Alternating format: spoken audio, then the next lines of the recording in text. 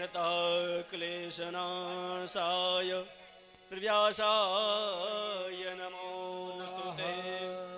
ओम व्यासाय नमः। श्री व्यासपीठाय नमः।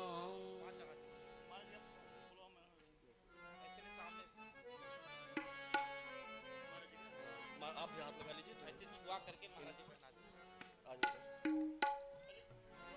आज यहाँ आइए।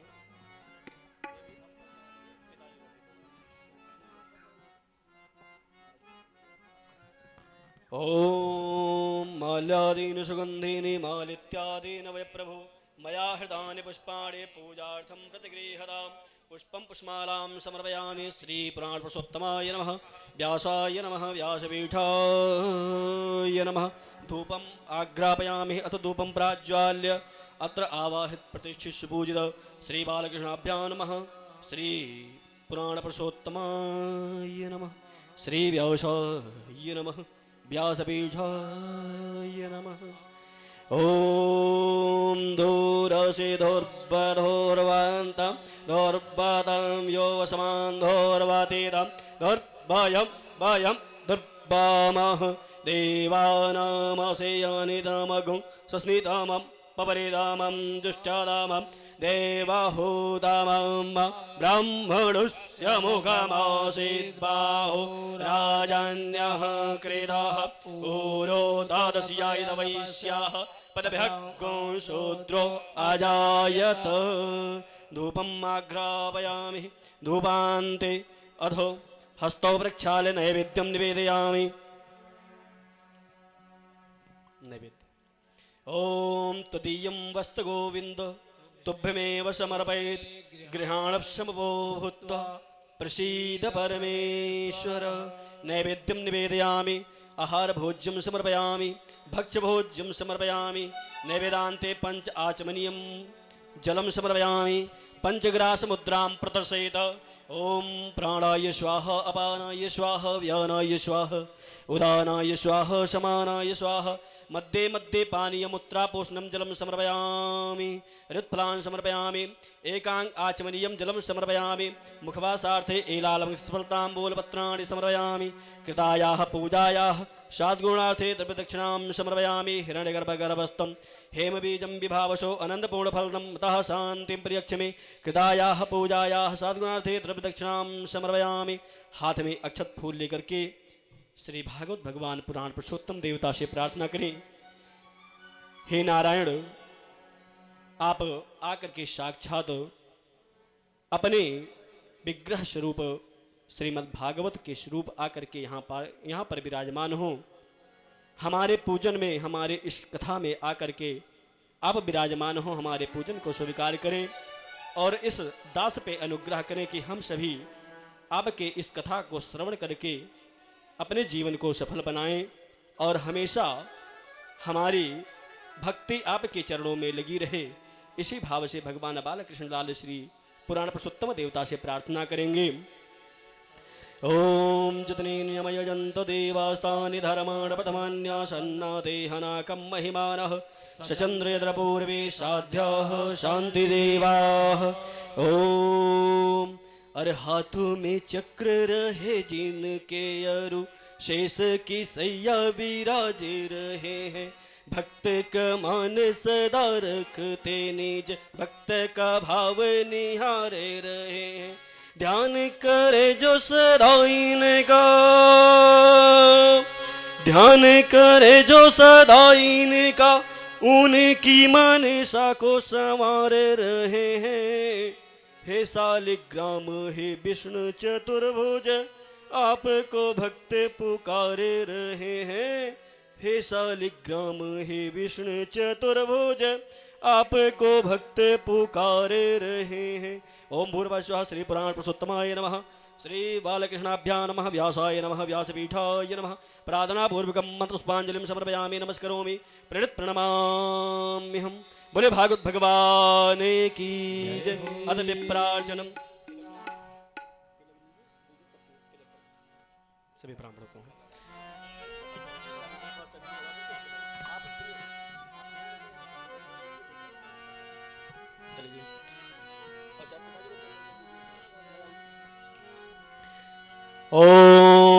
नमो ब्राह्मणदेवाय गोब्राह्मणहिताय च जगद्धिताय कृष्णाय गोविन्दाय नमो नमः। कस्तूरीतिलकं ललाटपटले वाक्षास्थले कौस्तुभं नासाग्रेवरमौक्तिकं करतरी बेणु करे कंकण सर्वांगे हरिचंदनं सुललितं कंठे च मुक्तावली गोपास्त्रे परवेष्टितो विजयते गोपाल चूड़ामणिः अस्ते स्वस्तरुणी कराग्रविगलात् कल्पप्रसूनाप्लुतां वस्तु प्रस्तुत वेणुनादले हरि निर्वाण निर्व्याकुलं सहस्रास्त्रस्तनिबद्धनिव विलसत् गोपीसहस्रावृतं हस्तान्यस्तनतापवर्गमखिलो दारं किशोराकृतिः दारं किशोराकृतिः। आइए इसी क्रम में यहाँ पर जितने भी भक्त उपस्थित हैं सभी लोग खड़े होकर के मंद गति से करतल ध्वन करते हुए हमारे संगीत के साथ में गुनगुनाते हुए आप सभी लोग श्री भागवत भगवान जी की आरती में सम्मिलित होंगे। सभी लोग आरती में खड़े हो जाएं, खड़े होकर के प्रेम से आरती गुनगुनाते हुए आरती करेंगे।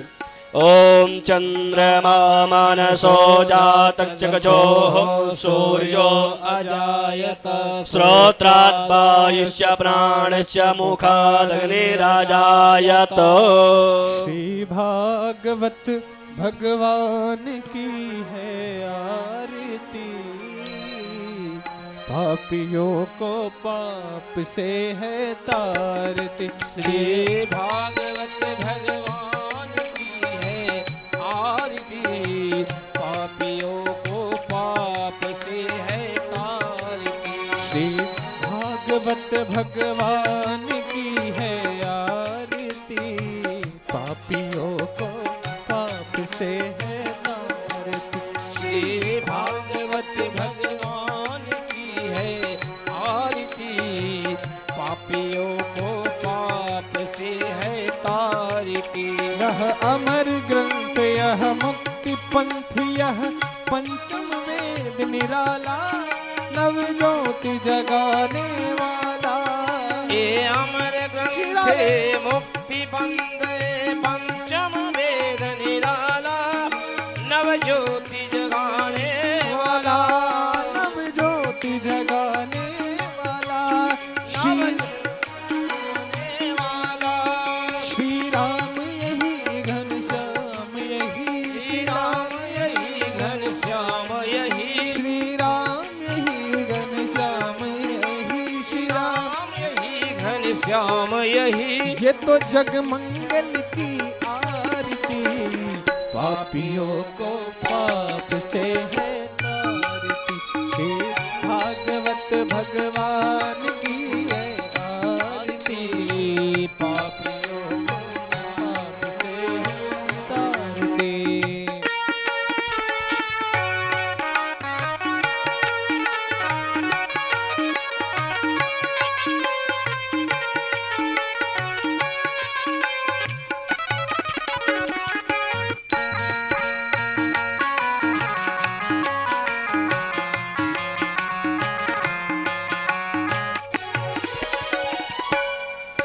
यह शांति गीत पावन पुनीत पापों को मिटाने वाला हरि दर्श कराने वाला। ये शांति गीत पावन पुनीत पापों को मिटाने वाला हरि दर्श कराने वाला हरि दर्श कराने वाला हरि दर्श करनी यह दुख हरिणी यह सुख हरणी ये दुख हरणी। श्री मधुसूदन की आरती जय हो। पापियों को पाप से है तारती। श्री भागवत भगवान की आरती पापियों को पाप से है तारती।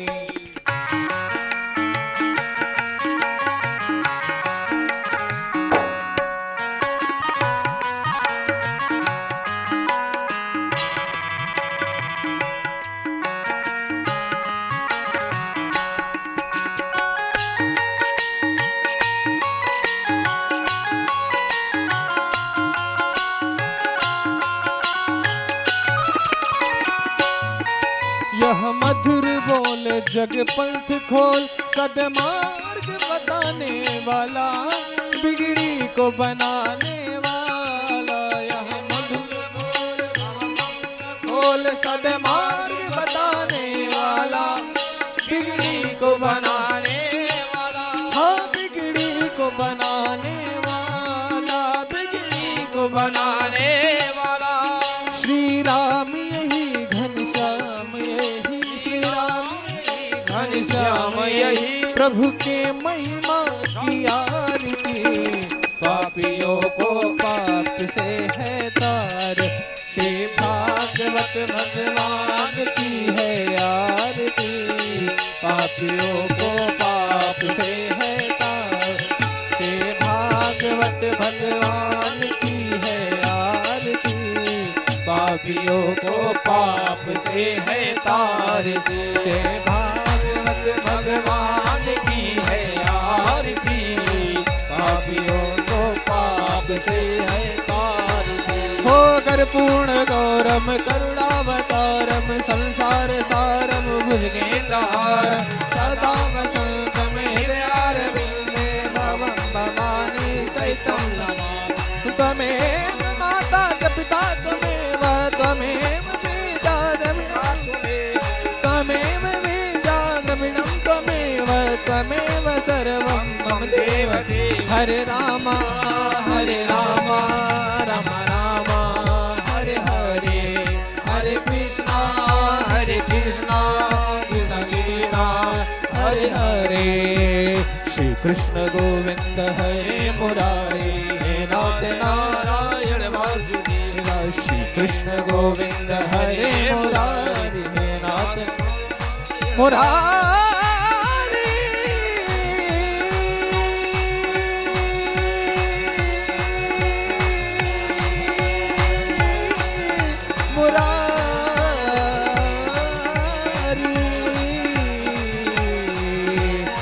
नाथ नारायण वासुदेव। बोले भागवत भगवान की जय हो। और आर्तिक्यं समर्पयामि जलेन शीतलीकरणम् आरार्तिक्यं ग्रहणं देवताभिवन्दनम् आत्माभिवन्दनम्। ॐ जदनेनमय जन्तु देवास्तानि धर्माणि प्रथमान्यासन्ना देहनाकं महिमानः सचन्द्रपूर्वेशाध्याः शान्तिदेवाः। ओम भूर्भुवः श्री पुराण पुरुषोत्तमाय नमः। प्रार्थनापूर्वकं मधुष्पाञ्जलिं समर्पयामि नमस्करोमि प्रणित प्रणमाम्यहम्। बोले भागवत भगवान की बोले भागवत भगवान की। श्री सुखदेव जी महाराज की श्री परीक्षित जी महाराज की श्री व्यास जी महाराज की श्री हनुमान जी महाराज की श्री महाराज जी की श्री महाराज जी की सभी भक्तजनों की। ओम नमः पार्वती पते हर हर हर महादेव। आइए इसी क्रम में हम सभी भक्त प्रेम से बैठ करके अपने अपने स्थान पे बैठ करके श्रीमद् भागवत सप्ताह ज्ञान यज्ञ के इस प्रथम दिवस में श्री महाराज जी के मुखारविंद से कथामृत का रसस्वादन करें। सभी लोग अपने अपने स्थान पे बैठ जाएं और बिना कोलाहल किए हम सब प्रेम पूर्वक कथा का श्रवण करेंगे श्री महाराज जी के मुखारविंद से। श्री महाराज जी।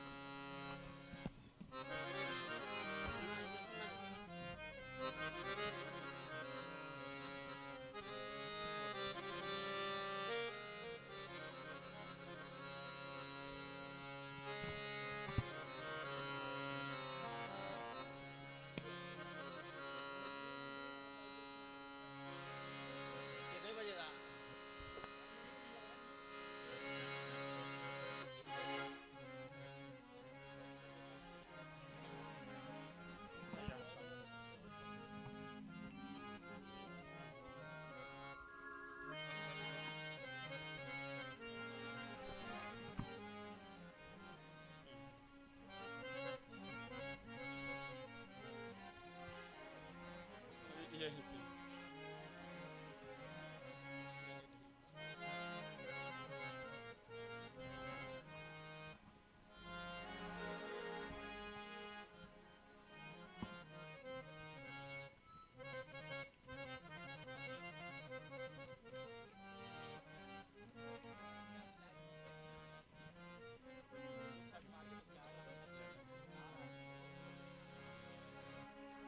थोड़ा सा बस।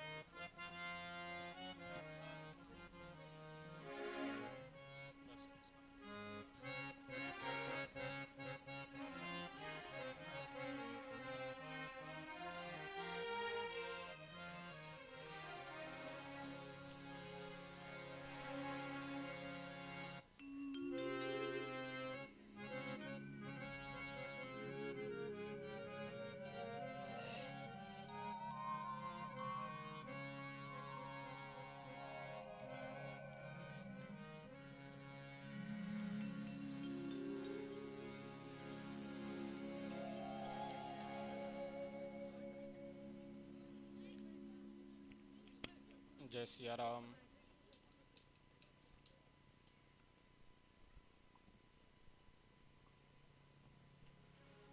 जय सिया राम।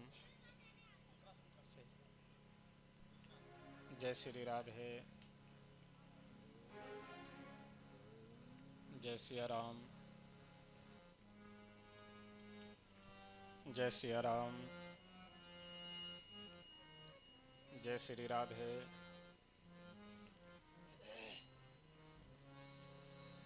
जय सिया राम। अब आवाज से जय सिया राम। जय सिया राम। आवाज पहले से करा। जय सिया राम। जय श्री राम। जय श्री राधे। जय सिया राम। जय सिया राम। जय सिया राम। जय सिया राम। ठीक है, बीच में ऊपर नीचे होगा तो देखेंगे।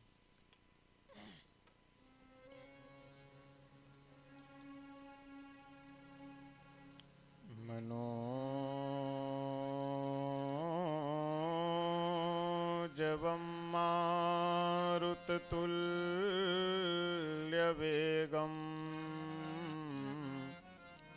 जितेन्द्रियं बुद्धिमतां वरिष्ठं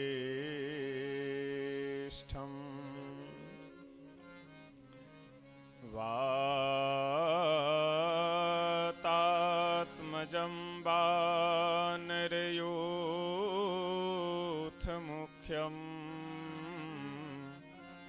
श्रीरामदूतं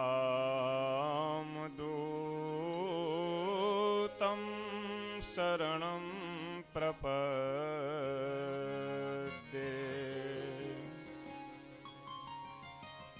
कर्पूरगौरं करुणावतारं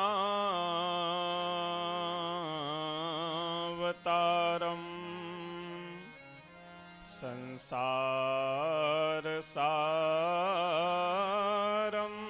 भुजगेन्द्रहारं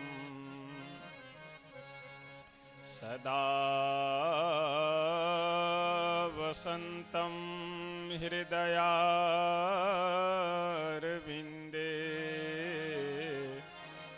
भवं भवानी सहितं नमामि।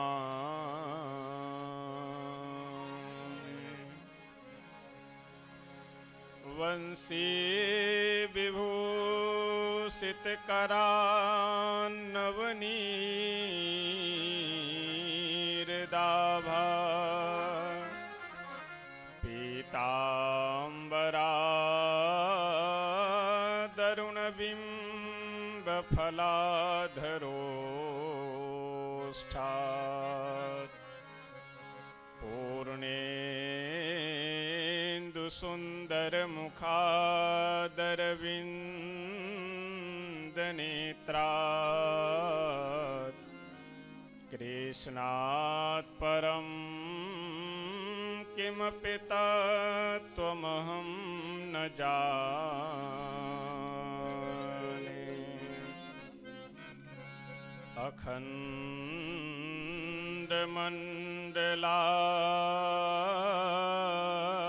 अखण्डमण्डलाकारं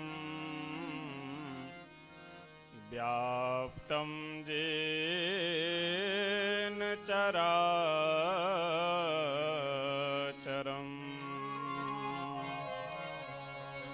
तत्पदं दर्शितं येन तस्मै श्री गुरुवे नमः। त्यक्त्वा सुयोस्त्यज सुरेप्सितराजलक्ष्मी धर्मीष्ठयार्यवचसा यद्गादरण्यम्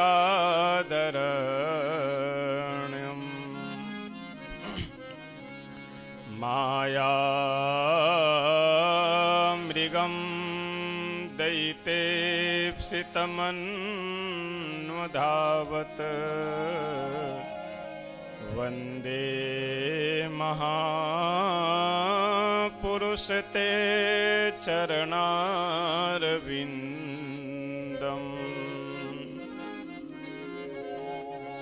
रामं रामानुजं सीतां भरतं भरतानुजम्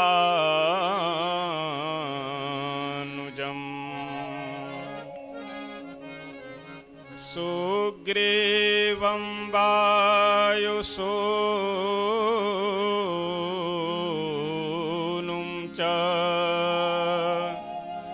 प्रणमामि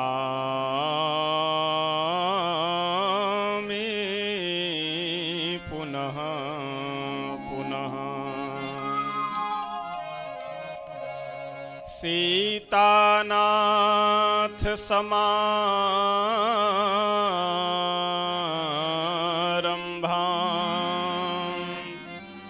श्रीरामानन्दार्यमध्यमाम्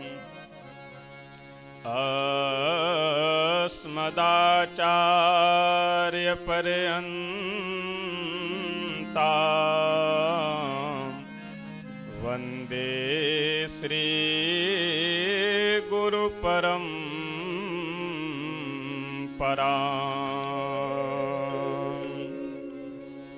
वन्दे श्री गुरुपरम्पराम्।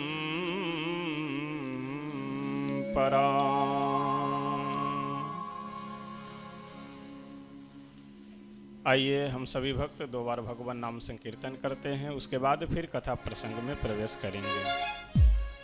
श्री कृष्ण गोविंद हरे मुरारे, हे नाथ नारायण वासुदेवा। श्री कृष्ण गोविंद हरे मुरारे, हे नाथ नारायण वासुदेवा।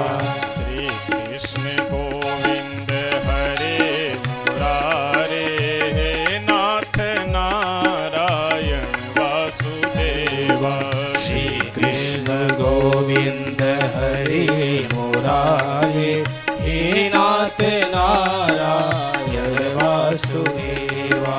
हे नाथ नारायण वासुदेवा, हे नाथ नारायण वासुदेवा।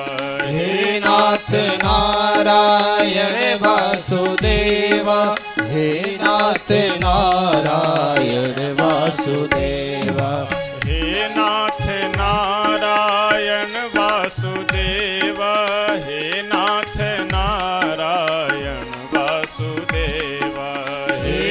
नाथ नारायण वासुदेव हे नाथ नारायण वासुदेव श्री कृष्ण गोविंद हरे मुरारे हे नाथ नारायण वासुदेव श्री कृष्ण गोविंद हरे मुरारे हे नाथ नारायण वासुदेव श्री कृष्ण गोविंद हरे मुरारे हे नाथ नारायण वासुदेव श्री कृष्ण गोविंद हरे मुरारे हे नाथ नारायण वासुदेव श्री कृष्ण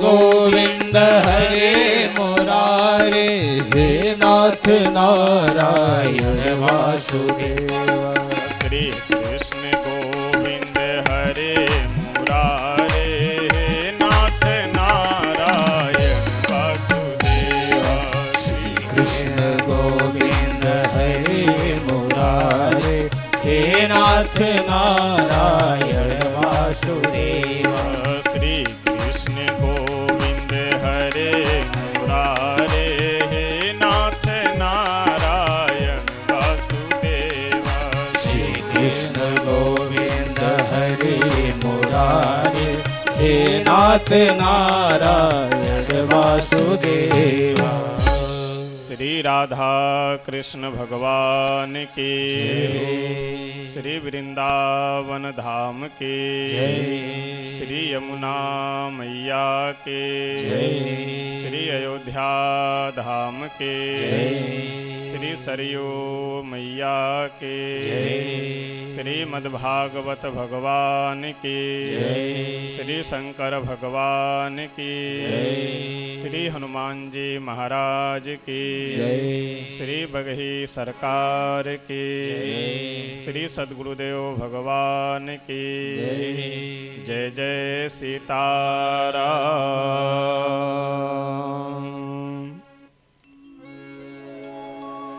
अखिल ब्रह्मांड नायक अकारण करुणा वरुणालय भक्त वांछा कल्पतरु श्री राधा कृष्ण भगवान भगवत कथा रस रसिक श्री हनुमत लाल जी महाराज परम पूज्य श्री सद्गुरुदेव भगवान जी समुपस्थित आप सभी सुधी श्रोतागण इस श्रीमद् भागवत कथा सप्ताह ज्ञान यज्ञ के मुख्य यजमान हमारे श्री सरदार बकस सिंह जी एवं माता जी एवं परिवार के सभी सदस्यगण, वैसे मुख्य रूप से दौड़ भाग से लेकर के शारीरिक मानसिक आर्थिक हर तरह से परिश्रम में लगे हुए और हर तरह से परिश्रम कर करके इस कार्यक्रम को इस स्वरूप तक लाने में, इस स्थिति तक लाने में जिनका विशेष योगदान है, ऐसे श्री अरविंद सिंह जी एवं इस परिवार से जुड़े हुए जो भी व्यक्ति हैं, उन सब का अथक प्रयास है इस श्रीमद् भागवत कथा सप्ताह ज्ञान यज्ञ को यह स्वरूप देने का।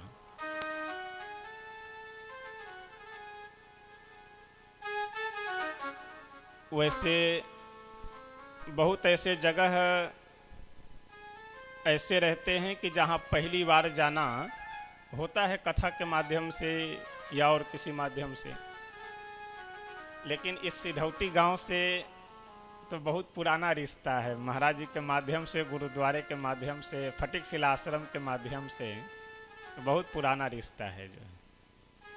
तो इसलिए विशेष परिचय और ये सब देने की कोई आवश्यकता ही नहीं। आप सब भी लगभग हमको जानते ही, और हम भी आप सब लोगों को बचपन से ही आना जाना है महाराज जी के साथ में आश्रम पे, तो सब लोगों से लगभग परिचय है। श्री राधा कृष्ण भगवान के, श्री सीताराम भगवान की असीम अनुकंपा से यह भगवान की कथा हो या भगवान का नाम संकीर्तन करने की इच्छा हो, सुअवसर प्राप्त हो, ये सब बहुत ही पूर्व जन्म के प्रारब्ध और भगवान श्री राधा कृष्ण की असीम अनुकंपा से हम लोगों को यह अवसर प्राप्त होता है। आज कथा के प्रथम दिवस की बेला है। प्रथम दिवस में सभी व्यवस्थाओं को नए रूप से करना रहता है, चाहे पूजन की व्यवस्था हो, आए गए अतिथि अभ्यागत जो भी है उन सब के रहने ठहरने की व्यवस्था हो, यानी सारी व्यवस्थाएं नए प्रकार से करनी रहती है। इसीलिए स्वाभाविक कितनी भी आप परिश्रम करें लेकिन थोड़ा बहुत विलंब हो ही जाता है। वैसे इस गांव का एक बहुत ही सुंदर सौभाग्य है कि आज कितने वर्षों से राम नाम चल रहा है, महीने वाला। इतने वर्षों से राम नाम हर महीने में 24 घंटे का चल रहा है। उसमें भी श्री बघी सरकार जी जैसे महापुरुष के अमृत वाक्य का पालन 7:30 बजे से 8 बजे के बीच आधे घंटे तक श्री सीताराम, ये कोई साधारण बात नहीं है, यह बहुत बड़ी बात है। और यह सब आयोजन श्री गुरुदेव भगवान की कृपा से साकेतवासी परम पूज्य श्री 108 श्री रामाज्ञादास जी महाराज, उन्हीं के आशीर्वाद से, उन्हीं के कृपा की छत्र छाया में रह करके हम लोगों को यह सुअवसर प्राप्त हो रहा है। और विशेष देखिए, शास्त्रों में बुद्धिमान के लक्षण बताए गए हैं। अनारंभो ही कार्याणाम प्रथमो बुद्धि लक्षणम, आरंभांतो ही गमनम द्वितीय बुद्धि लक्षणम। संसार में बुद्धिमान दो तरह के होते हैं। पहले बुद्धिमान वह है कि अनारंभो ही कार्याणाम प्रथमो बुद्धि लक्षणम। पहला बुद्धिमान वह है कि जो अपने जीवन में कोई कार्य आरंभ ही न करता हो, वो आलसी नहीं है, वह भी बुद्धिमान है कि जो कोई कार्य आरंभ न करता हो। और दूसरा बुद्धिमान वह है कि जो आरंभ यदि कर रहा हो तो उसे अंत तक लेकर के जाए। अधिकतर होता क्या है, जोश में आकर, उमंग में आकर के कार्य प्रारंभ कर दिए, आधे तक जाते जाते या आधे से पहले या आधे से थोड़ा अधिक बिल्कुल सुस्त हो गए, बंद हो गया काम।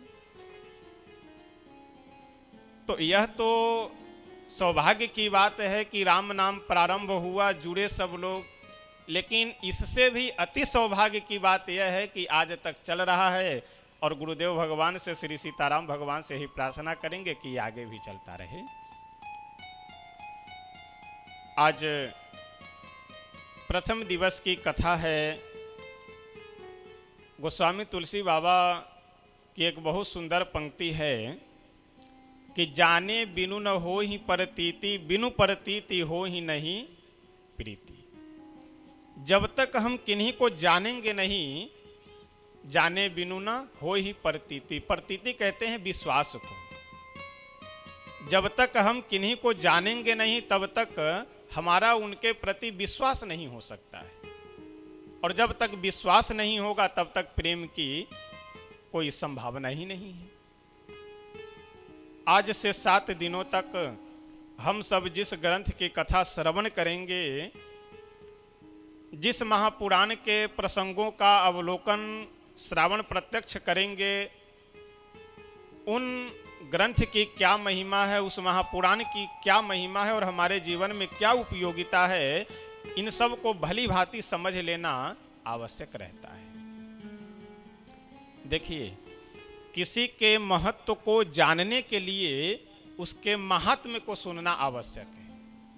महत्व का मतलब उसका हमारे जीवन में कितनी आवश्यकता है, जिनसे हम प्रेम करने जा रहे हैं, जिनके विषय में जानने जा रहे हैं, उनका हमारे जीवन में कितनी आवश्यकता है, उनकी विशेषता क्या है, और महात्मा का मतलब उनका चरित्र क्या है।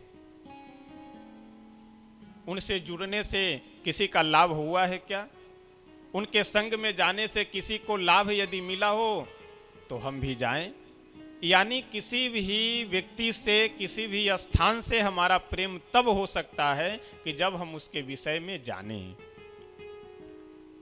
इसलिए श्रीमद् भागवतकार वेदव्यास भगवान सर्वप्रथम 6 अध्यायों में श्रीमद् भागवत महापुराण की महिमा वर्णन करते हैं, श्रीमद् भागवत महापुराण का महात्म्य वर्णन करते हैं।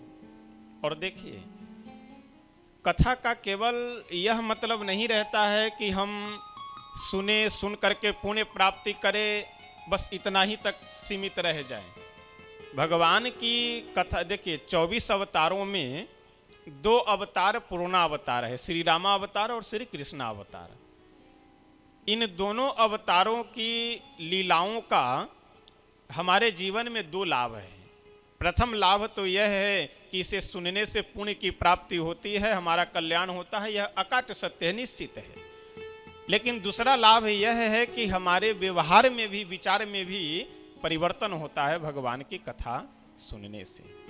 यानी व्यवहारिक और आध्यात्मिक दोनों लाभ है। अब समझने की आवश्यकता है कि हमें किस प्रसंग से कौन सी शिक्षा ग्रहण करनी है, किस प्रसंग से हमें क्या मार्गदर्शन प्राप्त करना है, ये हमारे आपके ऊपर निर्भर करता है। और 7 दिनों तक यदि आप शांति से और मन को स्थिर कर करके कथा श्रवण करेंगे तो अवश्य आपको बहुत से प्रश्नों का, कि जिन प्रश्नों में आप उलझे हुए होंगे उन सब का उत्तर मिल जाएगा आपको। वैसे तो हम लोगों को प्रयास यह करना चाहिए कि अपने घर में श्री रामचरितमानस हो या श्रीमद् भागवत महापुराण हो, इन ग्रंथों का स्वाध्याय पठन पाठन तो अवश्य करना चाहिए। क्योंकि शास्त्र से यदि आप नहीं जुड़े रहेंगे तो संस्कृति से विमुख हो जाएंगे धीरे धीरे। जैसे बच्चों को रोकिए, अरविंद जी कोई हल्ला न करे, सब ध्यान रखिए। इसलिए शास्त्र का अनुकरण, शास्त्र को पकड़ करके हम लोगों को सदैव रहना चाहिए, सदैव चलना चाहिए। यदि शास्त्र को पकड़ करके आप रखेंगे तो आप कभी दिग्भ्रमित नहीं होंगे, कभी भ्रांति में नहीं फंसेंगे। जैसे कई बार होता है कि कुछ पर्व त्योहार की बात हो या कुछ पारिवारिक ऐसी स्थिति रहती है कि उसमें हम क्या निर्णय लें, कभी कुछ आध्यात्म से ही जुड़ा हुआ कुछ ऐसा प्रसंग होता है कि उसमें निर्णय लेने में हम असमर्थ रहते हैं। कोई व्यक्ति एक जगह की घटना बतावें, 15-20 लोग बैठे हुए थे, एक बिहार मधुबनी में कथा चल रही थी, वहां की घटना है। एक सज्जन प्रश्न किए कि महाराज जी ये बताइए कि साधु को पहचाना कैसे जाए। उनके यहाँ कुछ घटना हो गई थी इस तरह से, जो है वो परिवार में एक लोग आए और भूत भविष्य बता करके जो है वो 10-20 हजार ठग करके लेकर चले गए थे। तो वही समस्या थी। अब 10-15-20 लोग लगभग बैठे थे, उसी में उनका एक प्रश्न था कि साधु को पहचाना कैसे जाए। हमने कहा कि श्री रामचरितमानस का एक बहुत सुंदर प्रसंग है। श्री हनुमान जी महाराज जब लंका में विभीषण जी के कुटिया के सामने बाहर खड़े थे तो वहां एक बहुत सुंदर बात कहते हैं कि एहिसन हठ करी हूँ पहचानी, साधु ते हो ही न कारजहानी। इनसे मैं हठाठ परिचय करूंगा, जबरदस्ती परिचय करूंगा। क्यों? क्योंकि साधु से किसी कार्य की हानि नहीं होती है। और मानस में 2 जगह पे साधु पे विश्वास किया गया। एक तो हनुमान जी यहाँ विश्वास कर ही रहे हैं, और इस प्रसंग से पहले एक प्रसंग आता है माता जानकी जी का, जहाँ पे रावण जब साधु का वेश बना करके गया तो माता जानकी जी भी साधु पे विश्वास की। दोनों में अंतर क्या है? एक जगह उनका हरण हो गया और एक जगह हनुमान जी जो रात भर इधर उधर गलियारे में घूम रहे थे माता जानकी जी को खोजने के लिए, सो उनको रास्ता मिल गया। यानी एक जगह कार्य की सिद्धि हो जा रही है और दूसरे जगह कार्य की हानि हो जा रही है। क्यों? क्योंकि एक जगह पे श्री हनुमान जी महाराज भक्ति की प्राप्ति के लिए भगवान की जो अर्धांगिनी है माता जानकी जी, अतिशय प्रिय करुणा निधान की, उनकी प्राप्ति के लिए संत पे विश्वास करते हैं। और यहाँ माता जानकी जी जब मर्यादा की रेखा जो लक्ष्मण जी खींच करके गए थे, उस रेखा के अंदर से रावण भिक्षा नहीं ले रहा था और यह बोला कि आप बाहर निकल करके हमें भिक्षा दीजिए। तो माता जानकी जी लोभवश, रावण जब वहाँ कहता है, वाल्मीकि रामायण में भी प्रसंग आता है और आप लोग सीरियल में भी देखे होंगे कि रावण जब यह कहता है कि यदि तुम इस रेखा से बाहर आकर के नहीं भिक्षा दोगी तो मैं शाप दे दूंगा, तो अपने परिवार की सुरक्षा के लिए, अपने घर की व्यवस्था के लिए, अपने स्वार्थ के लिए माता जानकी जी जो वह मर्यादा धर्म की रेखा है उसका उल्लंघन कर देती है। यानी वहां स्वार्थ के कारण संत पे विश्वास कर रही है, इसलिए उनके कार्य की हानि हो जाती है। और दूसरे जगह श्री हनुमान जी महाराज भक्ति की प्राप्ति के लिए संत पे विश्वास कर रहे हैं, इसलिए उनका कार्य सिद्ध हो जाता है। तो कौन संत हैं कौन संत नहीं है, ऐसा कोई आज तक मीटर ही नहीं है कि उसको लगा करके आप नाप पाएंगे। एक ही मीटर है कि बस आप भगवान की भक्ति की प्राप्ति की इच्छा से आप संत पे विश्वास कीजिए, आपको स्वाभाविक संत का दर्शन हो जाएगा। लेकिन समस्या यहाँ ये है कि जैसे कोई साधु मिला वैसे महाराज जी दुकान नहीं चल रही है, महाराज जी बेटा नहीं है, महाराज जी बहुत बीमार हैं तो भाई हॉस्पिटल बना हुआ है वहाँ इलाज करवाइए। दुकान नहीं चल रहा है, कोई समस्या होगी, कोई दिक्कत होगी, उसमें देखिए समझिए, बुद्धि का प्रयोग कीजिए, अपने से श्रेष्ठ जनों से विचार लीजिए कि क्या समस्या है। अब महाराज जी बैठ करके दुकान चलावें। तो हम लोग सांसारिक इच्छाओं को लेकर के साधु पे विश्वास कर लेते हैं और यह स्वाभाविक बात है। आप 10 लोगों को आशीर्वाद दीजिए तो एक आध लोगों को तो अवश्य फलीभूत हो जाएगा। और जिस व्यक्ति को फलीभूत हो गया वो समझ लीजिए कि फिर 100 लोगों को प्रचार करेगा और धीरे धीरे बाबा सिद्ध बन गए। अब चाहे उनमें योग्यता हो न हो, साधना हो न हो, गंभीरता हो न हो, तो इसलिए कौन संत है नहीं संत है यह विचार करने की आवश्यकता ही नहीं है। बस आप यह मन में रखिए कि किसी भी संत के पास आप जाएं तो भगवत प्राप्ति की इच्छा से, भगवान की भक्ति की इच्छा से आप अगर विश्वास करेंगे तो कभी फंसेंगे नहीं। स्वतः जो अच्छे संत होंगे आपको अवश्य मिल जाएंगे। श्रीमद् भागवत महापुराण की 6 अध्यायों में वेदव्यास भगवान महिमा वर्णन करते हैं। आज प्रथम दिवस है तो इसलिए थोड़ी सी भूमिका बनाना आवश्यक है। तो आज चिंता मत कीजिएगा कि कथा में प्रवेश नहीं कर रहे हैं, क्योंकि प्रथम दिवस ही जो भी भूमिका है, अब जब यहाँ से प्रारंभ होगा तब तो फिर कथा ही कथा चलेगी।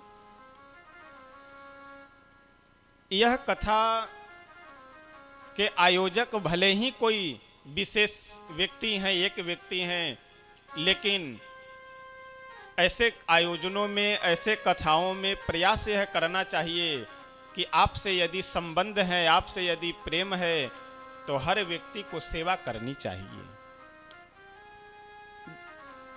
कई बार मैं देखता हूँ ना, कुछ लोग, अब चाहे उसे एटीट्यूड कह लीजिए या अभिमान कह लीजिए, जो कुछ भी कहिए, कुर्सी पे बैठे रहेंगे, कोई समस्या है, किन्हीं को कोई पूजन सामग्री ला करके देना है, कोई आ गए तो उन्हें भोजन कराना है या कहीं झाड़ू लगा देना है, कहीं गंदगी, ये सब उन्हें लगता है कि यदि ये हम कार्य कर लेंगे तो हम छोटे हो जाएंगे, हमारा ये कार्य थोड़ी कोई आएगा तो करेगा।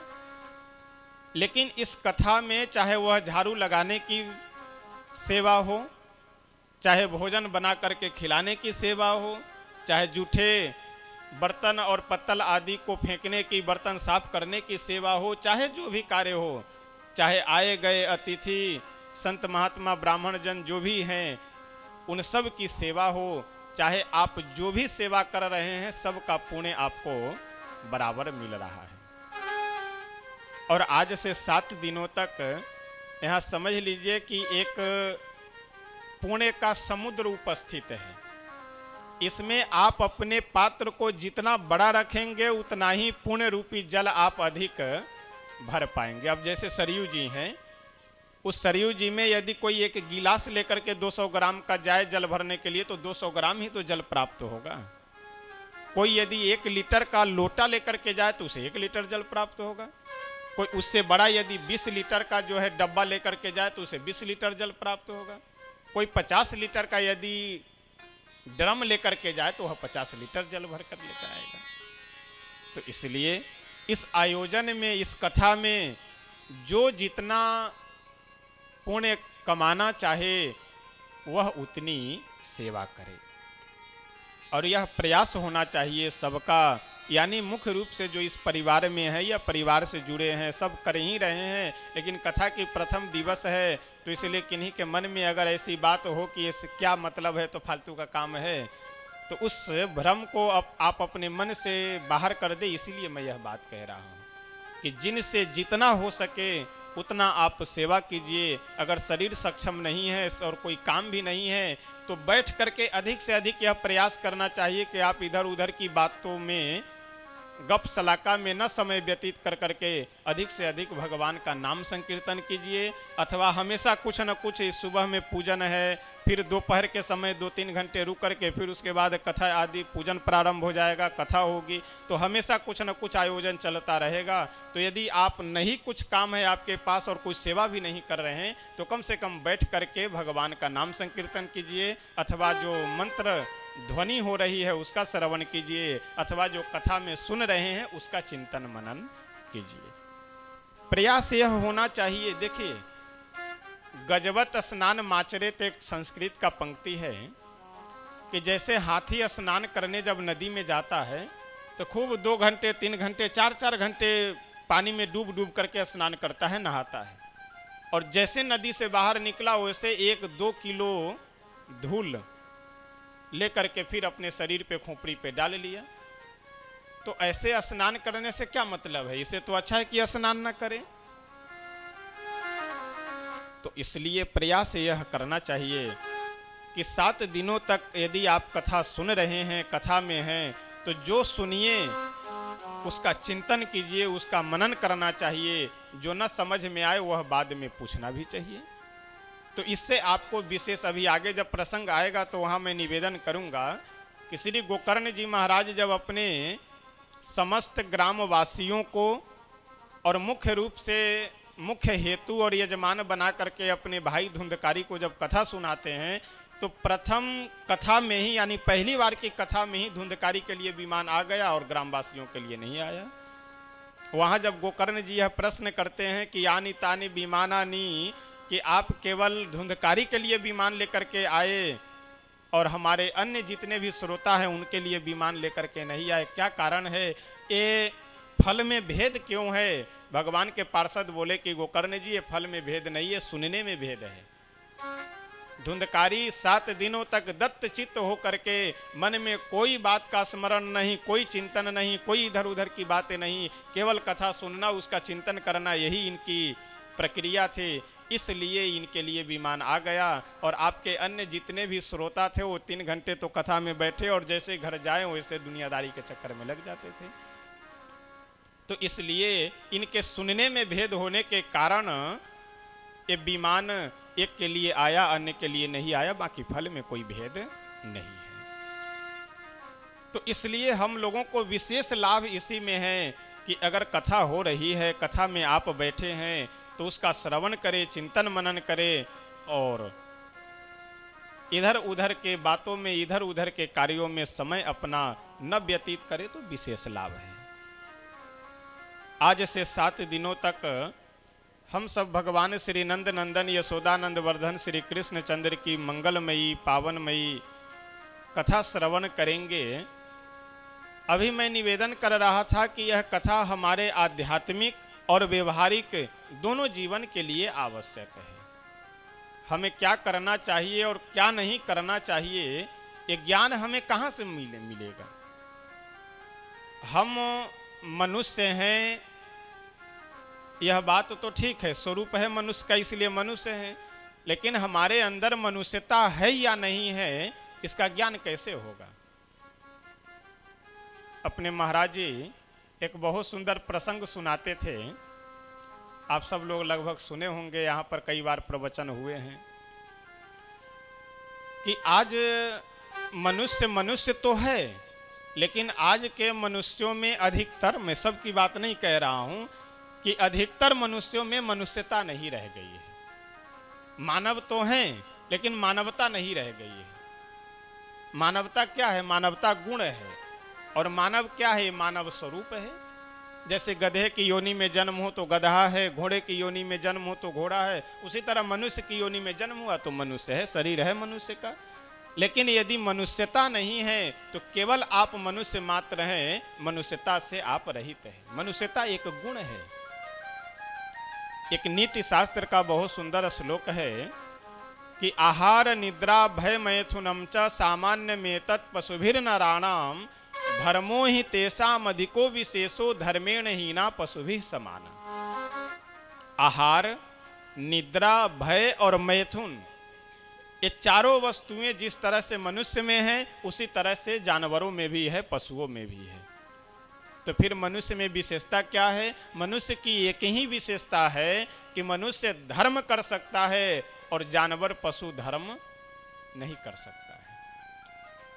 जैसे एक मैं उदाहरण बताता हूं, आप लोग को समझ में आ जाएगा कि इस ब्रह्मांड में मुख्य रूप से 3 प्रकार के जीव हैं। एक देव कोटि के जो स्वर्गादिक लोकों में निवास करते हैं, और एक मनुष्य कोटि के जो हम सब हैं, और दूसरे पशु कोटि जानवर। इन तीनों में अंतर क्या है? तीनों में भेद क्या है? जैसे देवता लोग स्वर्ग में रह रहे हैं, वहां वो सुख भोगने के लिए मजबूर हैं। जो पशु हैं, जानवर है, वह क्या है? वह दुख भोगने के लिए मजबूर है। और मनुष्य जो हम लोग मृत्यु लोक में रह रहे हैं, जैसे मान लीजिए कि कोई 5 स्टार होटल में रुका हुआ हो, 5 स्टार होटल में रुका हुआ हो, वहाँ उसको सारी सुविधाएं उपलब्ध है, जो खाना चाहे, जैसे रहना चाहे, जहाँ आना जाना चाहे, सारी सुविधा उसे उपलब्ध है, जो चाहे। लेकिन अपने मन में यह सोचे कि इस कमरे का दरवाज़ा पूरब साइड में है, लाओ इसको पश्चिम साइड में खोलें और ले करके छेनी हथौड़ा तोड़फोड़ शुरू करे तो करने दिया जाएगा? कोई व्यक्ति मान लीजिए कोई अपराध किया और वह जेल में बंद है, अब जेल में जा करके सोचे कि इसका दरवाज़ा थोड़ा नीचा है, वो ठीक से आने जाने में दिक्कत होती है, तो लाओ इस दरवाजे को थोड़ा ऊंचा बनावे, अब ले करके छेनी हथौड़ी वो दरवाज़ा तोड़ना प्रारंभ करे, करने दिया जाएगा? वह यह सोचे कि लाओ जरा इसमें एसी लगा ले, अब आजकल पैसे के बल पे, पावर के बल पे वो कर ले, वो अलग की बात है। बाकी जेल में यह अलाउ नहीं है कि कोई सुविधा और एसी और कूलर ये सब लगावे। जो वहाँ पे व्यवस्था उपलब्ध है उसी में रहना है। यानी 5 स्टार होटल में जो व्यक्ति रुका हुआ है वह सुख भोगने के लिए मजबूर है, और जो व्यक्ति जेल में बंद है वह दुख भोगने के लिए मजबूर है।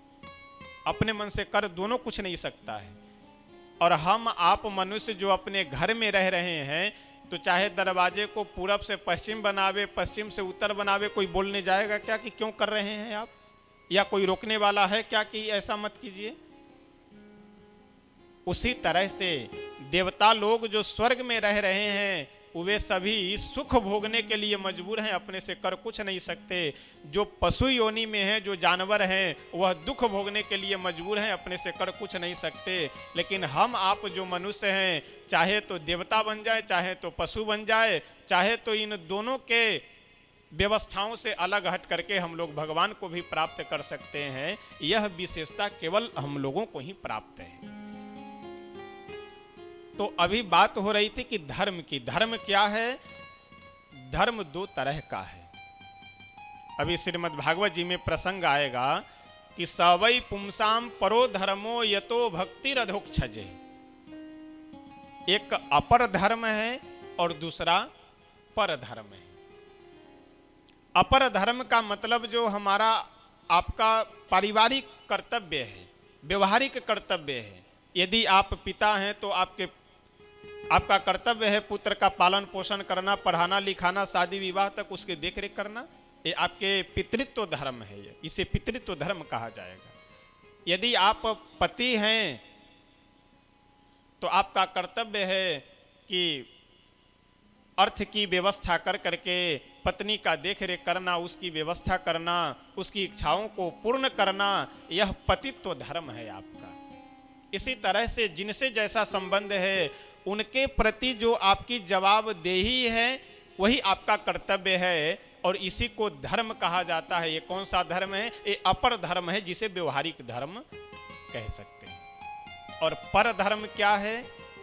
यानी इन सभी से अपने मन को हटा करके, मन को हटाने का मतलब शरीर को हटाना नहीं, इन कर्तव्यों से मुक्त हो करके अथवा इन कर्तव्यों का पालन करते हुए भी अपने मन को इन सभी के आसक्ति से हटा करके भगवान का नाम संकीर्तन करना, भगवान की सेवा करना, भगवान की कथा आदि उनके प्रसंगों में अपने मन को लगाना, श्रवण मनन चिंतन निधिध्यासन आदि करना, ये क्या है? ये पर धर्म है। सब पुंसाम परो धर्मो यतो भक्ति रधोक्षजे, यानी भगवान की भक्ति करना, भगवत प्राप्ति के जो साधन है वह पर धर्म है। और जो हमारे आपके व्यवहारिक कर्तव्य हैं, मनुष्य उचित जो कर्तव्य है पारिवारिक, यह अपर धर्म है। तो मनुष्य यदि हम हैं तो हम में मनुष्यता भी होनी चाहिए। तो एक बहुत सुंदर प्रसंग है।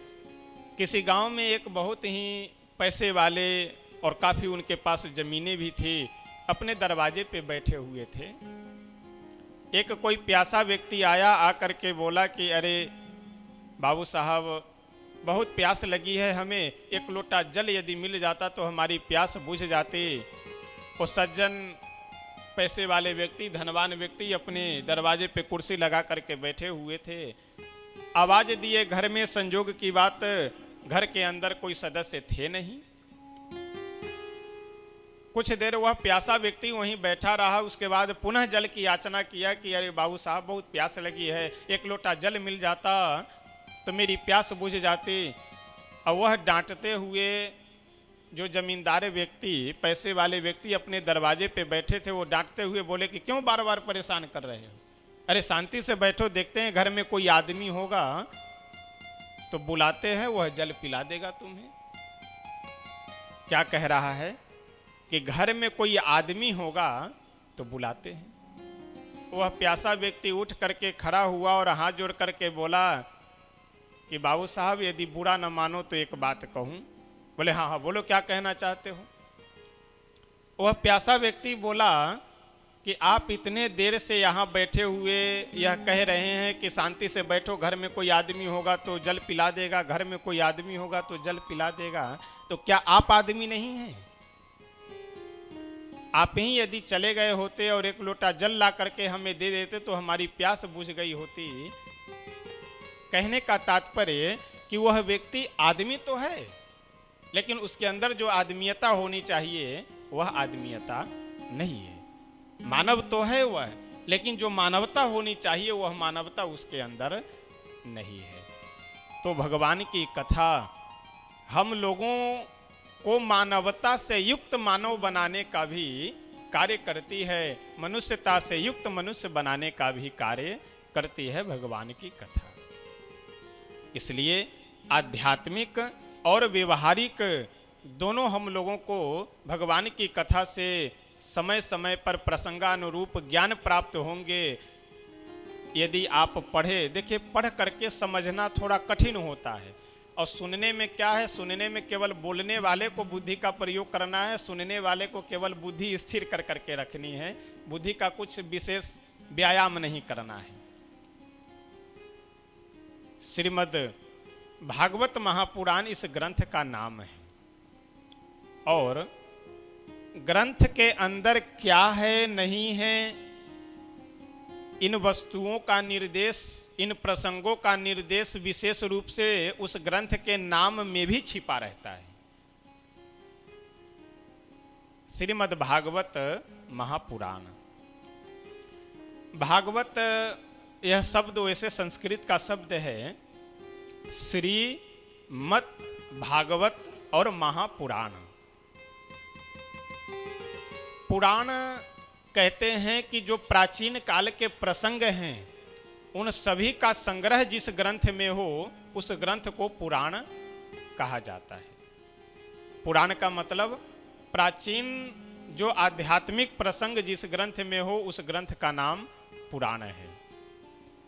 और 18 पुराण हैं, जिनमें से केवल 17 पुराण हैं और मात्र एक जो भागवत जी हैं यह महापुराण है। क्योंकि वेदव्यास भगवान को शांति आनंद इसी ग्रंथ को लिखने के बाद में मिली थी, इसीलिए इस भागवत जी का विशेष यह महत्व है कि इसमें भक्त भगवंत दोनों का प्रसंग है, दोनों का चरित्र है।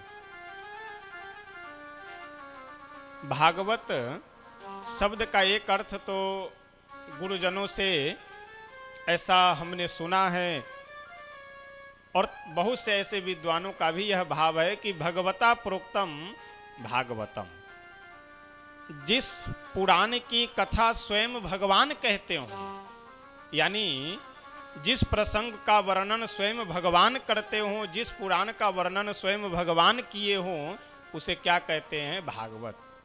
और आगे आपको सुनने में भी ऐसा मिलेगा कि जब श्री ब्रह्मा जी सृष्टि का निर्माण करने के बाद प्रभु से यह प्रार्थना करते हैं कि सृष्टि में माया में मेरा मन न फंसे, इसके लिए कुछ उपाय बता दीजिए, तो चतुश्लोकी भागवत ब्रह्मा जी को सुनाते हैं, भगवान नारायण स्वयं श्रवण कराते हैं। तो इसीलिए कहा जाता है कि भगवता प्रोक्तम भागवतम, यानी जिस ग्रंथ को स्वयं भगवान ही अपने श्रीमुख से कहे हुए हो उस ग्रंथ का नाम है श्रीमद् भागवत। श्री इसमें लक्ष्मी जी के स्वरूप, किन्हीं संतों का भाव है कि राधा जी का स्वरूप है। श्री अर्थात श्री राधा जी, श्री अर्थात श्री लक्ष्मी जी, श्री अर्थात श्री किशोरी जी, श्री अर्थात जो भी आप शक्ति स्वरूपा ले सकते हैं भाव, श्री अर्थात श्री राधा जी।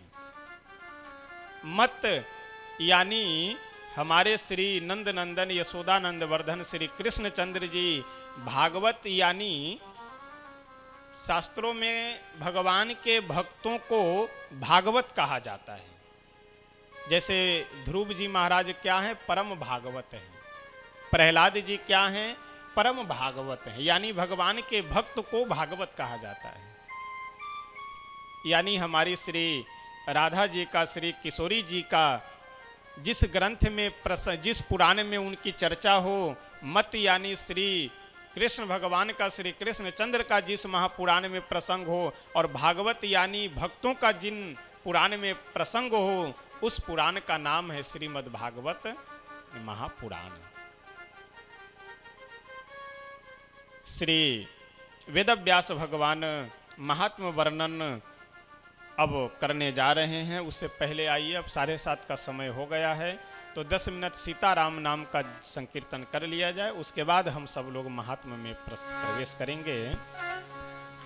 सीताराम सीताराम सीताराम जय सीताराम सीताराम सीताराम सीताराम जय सीताराम सीताराम सीताराम सीताराम जय सीताराम सीताराम सीताराम सीताराम जय सीताराम सीताराम सीताराम सीताराम जय सीताराम सीताराम सीताराम सीताराम जय सीताराम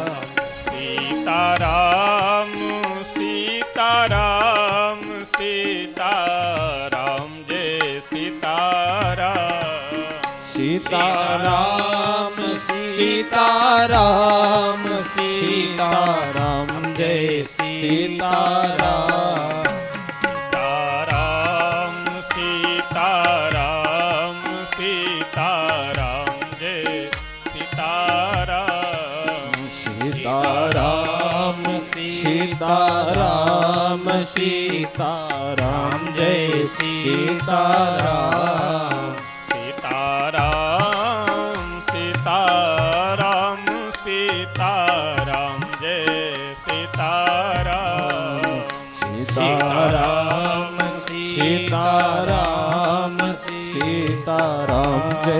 सीताराम सीताराम सीताराम सीताराम जय सीताराम सीताराम सीताराम सीताराम जय सीताराम सीताराम सीताराम सीताराम जय सीताराम सीताराम सीताराम सीताराम जय सीताराम सीताराम जय सीताराम सीताराम जय सीताराम सीताराम जय सीताराम सीताराम जय सीताराम सीताराम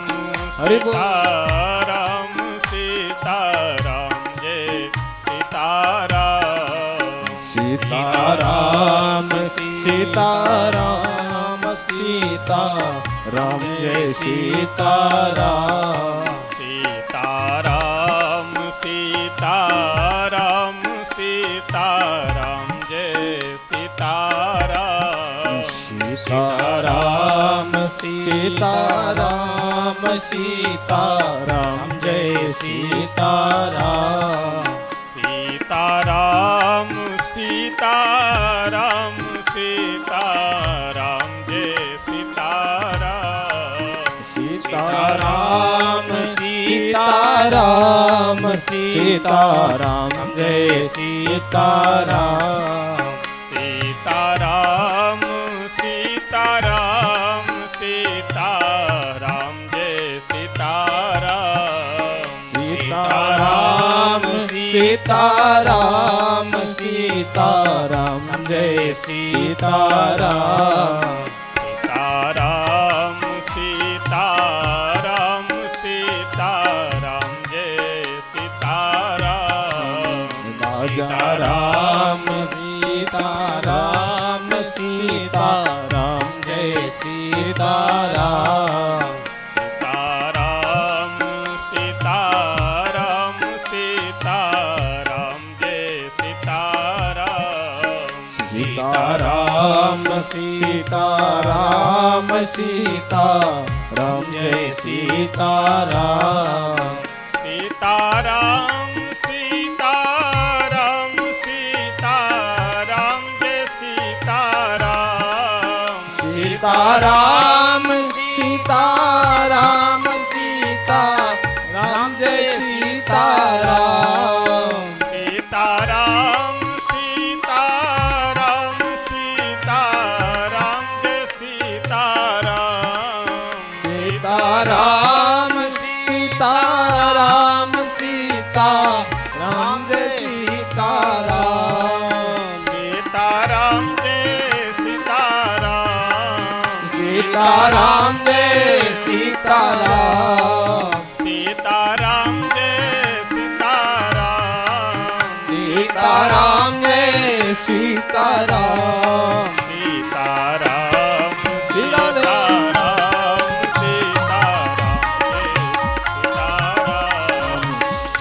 सीताराम सीताराम सीताराम जय सीताराम सीताराम सीताराम सीताराम जय सीताराम सीताराम सीताराम सीताराम जय सीताराम सीताराम सीताराम सीताराम जय सीताराम सीताराम सीताराम सीताराम जय सीताराम सीताराम सीताराम सीताराम जय सीताराम सीताराम सीताराम सीताराम जय सीताराम सीताराम सीताराम सीताराम जय सीताराम सीताराम सीताराम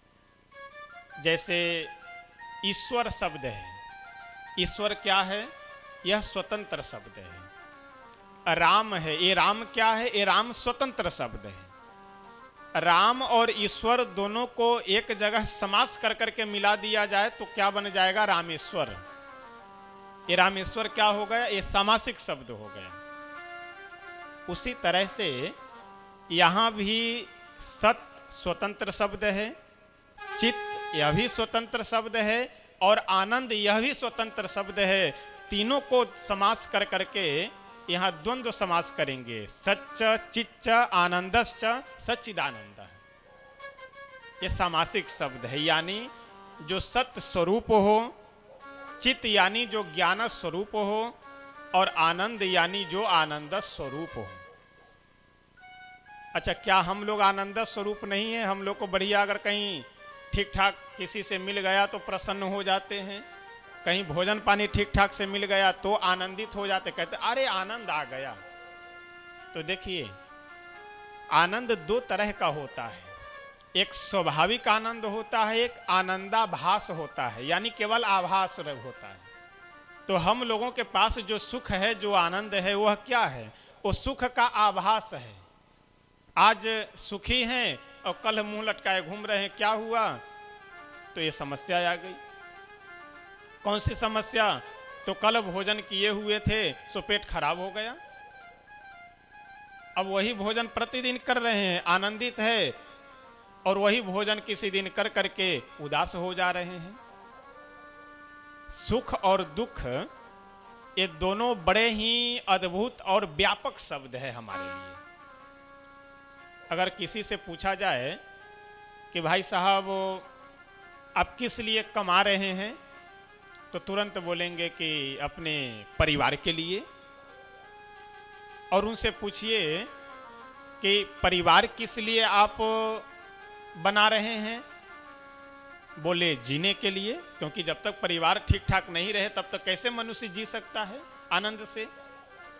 तो हम कमा किस लिए रहे हैं? परिवार को चलाने के लिए, परिवार का भरण पोषण करने के लिए। परिवार किस लिए? जीने के लिए। और उनसे पूछिए कि जी क्यों रहे हैं, इसका कोई उत्तर नहीं है। तो जिया इसलिए जाता है कि मरने के बाद फिर जन्म न लेना पड़े।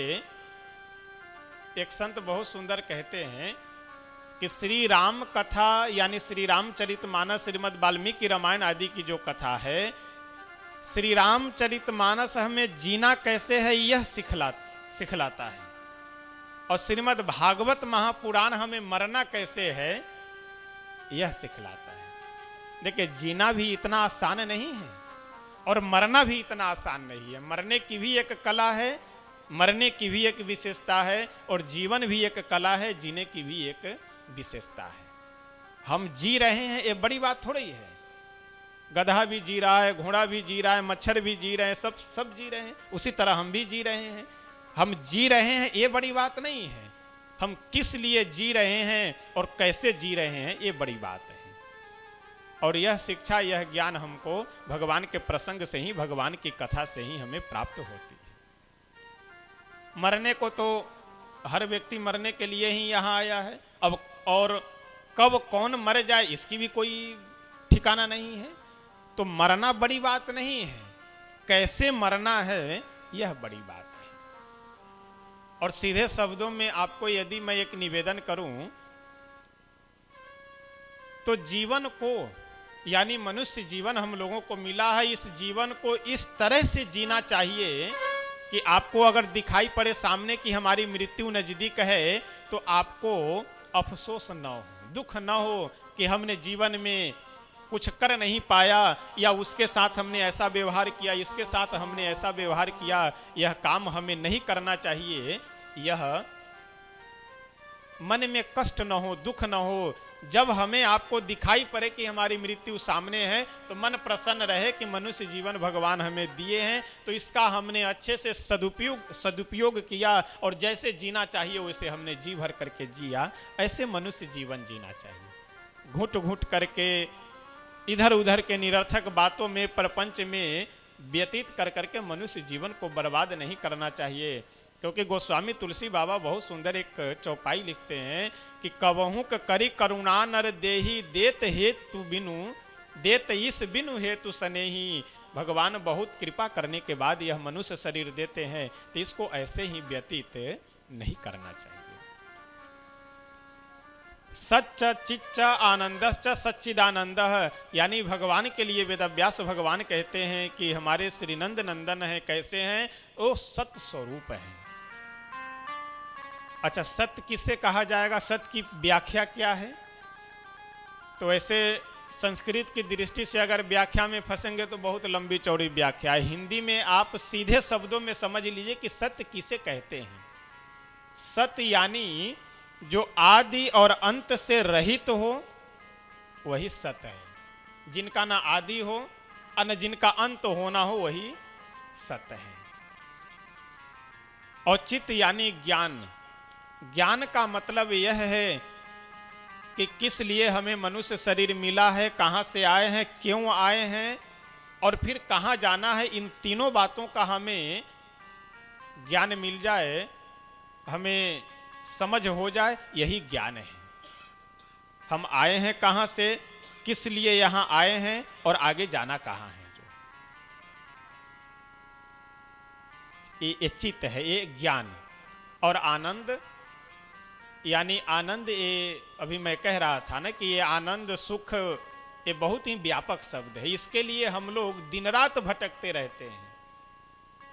आनंद का मतलब यह है कि हम देखिए, सुख और दुख का लक्षण न्याय शास्त्र में बहुत सुंदर किया गया है।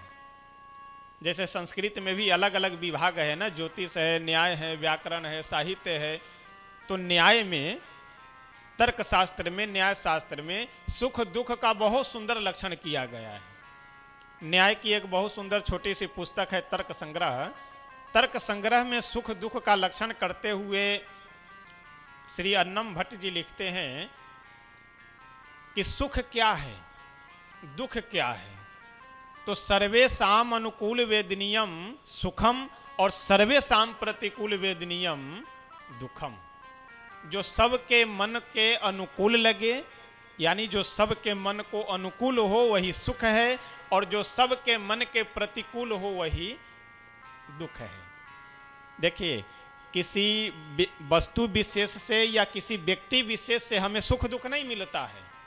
हम आप ऐसा मान लिए हैं कि अमुक व्यक्ति से हमें सुख मिल रहा है और अमुक वस्तु से हमें सुख मिल रहा है, बाकी किसी व्यक्ति या वस्तु से सुख की प्राप्ति नहीं होती है। सुख दुख हमारे आपके मन की एक मान्यता है। जैसे मैं उदाहरण बताता हूं, आपको समझ में आ जाएगी बात। जून जुलाई के महीने में आप कहीं से साइकिल चला करके आ रहे हो अथवा पैदल चल करके कम से कम 2-3 किलोमीटर से आ रहे हो, और जैसे आप पहुंचे वैसे घर वाले तुरंत एक कूलर लेकर के आए और बढ़िया ठंडा ठंडा पानी रख करके कूलर में लगा दिए आपके सामने और स्टार्ट कर दिए, चालू कर दिए।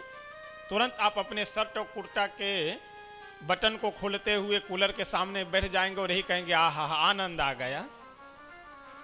आनंद आ भी रहा है। अब गर्मी से पसीना से तरबतर थे और परेशान थे, एकदम गर्मी लग रही थी, कूलर स्टार्ट हो गया, बढ़िया ठंडा पानी रख करके, तो इससे आनंद की बात और क्या हो सकती है।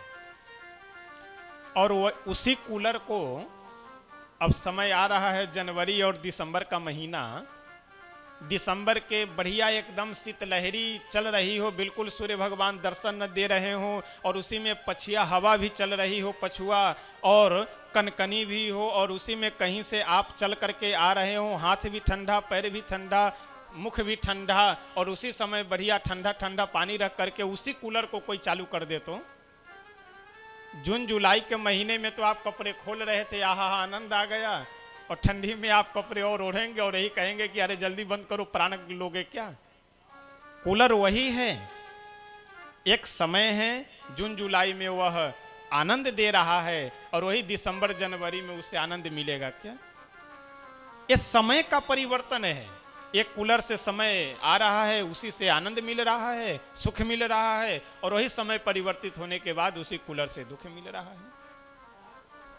जैसे कोई व्यक्ति आपका यदि मित्र है तो आप जब अपने मित्र को यानी उस व्यक्ति को देखेंगे तो आपको आनंद मिलेगा, और वही व्यक्ति यदि किसी का शत्रु है तो उसका शत्रु जब उसे देखेगा तो उसे दुख होगा, उसे आनंद नहीं मिलेगा। तो किसी व्यक्ति अथवा किसी वस्तु से हमें सुख दुख की प्राप्ति नहीं होती है। सुख दुख हमारे आपके मन की एक मान्यता है कि हम मान लिए सुख मिल रहा है तो मिल रहा है, हम मान लिए कि दुख मिल रहा है तो वह दुख ही है। वास्तव में आनंद शाश्वत कहाँ है? तो भगवान के नाम में। देखिए, लक्षण वही है कि जो कभी अलक्षण न बने। पीछे कोई बात कर रहे हैं, वो फोन से यहाँ शांति रहना चाहिए, चारों तरफ ध्यान रखिए। लक्षण वही है कि जो कभी अलक्षण न हो। मतलब जैसे हम कह दिए कि हमें भोजन से आनंद मिल रहा है, बहुत बढ़िया स्वादिष्ट भोजन था, बहुत प्रसन्न हो गया, हाँ आनंद आ गया। 6 घंटे बाद फिर हम भोजन मांग रहे हैं, कहाँ गया वह आनंद? यानी हमारे आपके जीवन में जो वस्तुओं से, भोजन से, किसी मनुष्य से, परिवार से, इन सब चीज़ों से जो हम लोग आनंद प्राप्त कर रहे हैं, ये सब क्षणिक आनंद है। अभी मिल रहा है, कुछ देर बाद समाप्त, फिर मिल रहा है, फिर कुछ देर बाद समाप्त।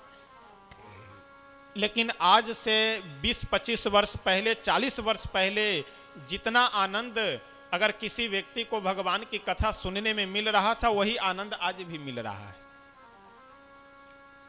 यदि भगवान का नाम लेने में आज से 22-24 वर्ष पहले किन्हीं को आनंद मिल रहा था, तो ऐसा नहीं कि आज आनंद समाप्त हो गया, आज भी वही आनंद मिल रहा है। आगे सैकड़ों, हजारों, लाखों वर्षों तक यही आनंद मनुष्यों को मिला करेगा। क्यों? क्योंकि यह शाश्वत आनंद है, इसमें कभी घटना बढ़ना नहीं है, कभी कम ज्यादा नहीं होना है। इसीलिए वेदव्यास भगवान क्या कहते हैं कि हमारे प्रभु कैसे हैं? तो वो आनंद स्वरूप है, उनका चरित्र आनंददायी है, उनका दर्शन आनंददायी है, उनका नाम आनंददायी है। यानी उनका हर कार्य मनुष्य के लिए, जीव के लिए आनंदप्रद है। एक बहुत सुंदर भजन है कि हम लोग जब समय समय से कहा जाता है कि भगवान की भक्ति करो, भक्ति करो। भक्ति क्या है? भगवान का नाम संकीर्तन करना ही भगवान की भक्ति करना है। तो इसलिए यह मैं प्रारंभ में निवेदन किया हूं कि आप सब यहाँ पे प्रत्येक महीने में 24 घंटे का संकीर्तन होता है, प्रतिदिन 7:30 बजे का होता है। इन समयों पे उपलब्ध यदि उपस्थित आप नहीं हो सकते हैं तो जहाँ जिस स्थिति में जैसे हैं उसी स्थिति में भगवान का नाम संकीर्तन करना चाहिए।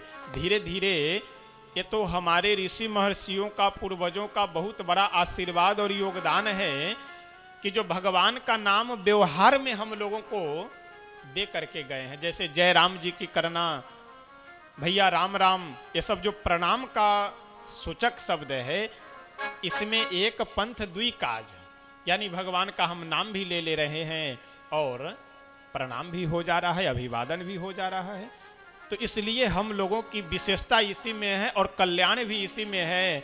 आज के ऐसे भाग दौड़ भरे समय में, ऐसे क्षणभंगुर समय में कि कब कौन है कब कौन नहीं है कोई पता नहीं है। जिस व्यक्ति का कभी पेट खराब न हुआ हो, मात्र अभी 35-40 वर्ष की अवस्था हो, 20 वर्ष की, 25 वर्ष की अवस्था हो और पता लगे कि हार्ट अटैक हो जा रहा है। जिसका कभी पेट खराब नहीं हुआ हो उस व्यक्ति को हार्ट अटैक, तो ऐसे समय में इस शरीर को क्या कहा जाएगा? तो इसमें विशेषता बस यही है कि थोड़ा थोड़ा समय निकाल करके जितना अधिक से अधिक हो सके केवल राम राम राम राम सीताराम सीताराम जप कर ले तो समझ लीजिए कि हमारा आपका मनुष्य जीवन सफल, नहीं तो निरर्थक में बीत तो रहा ही है।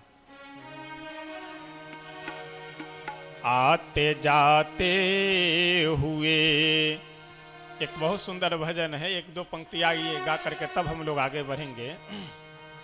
आते जाते हुए गुनगुनाया करो, राम बोला करो, राम गाया करो, राम बोला करो, राम गाया करो। आते जाते हुए गुनगुनाया करो, आते आते जाते हुए गुनगुनाया करो। राम बोला करो, राम गाया करो। राम बोला करो, राम गाया करो। राम बोला करो, राम गाया करो। राम बोला करो, राम गाया करो। अगली पंक्ति में संत कहते हैं कि हम लोगों को घर छोड़ने की जरूरत नहीं है। कई बार लोग कहते हैं ना कि अब घर की जिम्मेदारियों से मुक्त हो जाएंगे तो भगवान का भजन करेंगे। अरे काहे के जिम्मेदारी से मुक्त होंगे आप? ये भगवान की दी हुई एक सुंदर आपको व्यवस्था है, भगवान का दिया हुआ उपहार है यह परिवार। तो परिवार छोड़ करके भजन की आवश्यकता नहीं है। परिवार में रहते हुए आप भजन कीजिए। बस करना यही है कि जैसे अपने मन को हम परिवार में लगाए हैं, इसी तरह से मन को थोड़ा भगवान में भी लगा देना है। रिश्ता रखते हो जैसे तुम संसार से, रिश्ता रखते हो जैसे तुम संसार से। मोह बंधन बंधा है जैसे परिवार से। मोह बंधन बंधा है जैसे परिवार से। रिश्ता रखते हो जैसे तुम परिवार से। रिश्ता रखते हो जैसे तुम परिवार से। मोह बंधन बंधा है जैसे संसार से। मोह बंधन बंधा है जैसे परिवार से। थोड़ा उससे भी रिश्ता निभाया करो। थोड़ा उससे भी रिश्ता निभाया करो। राम बोला करो, राम गाया करो। राम बोला करो, राम गाया करो।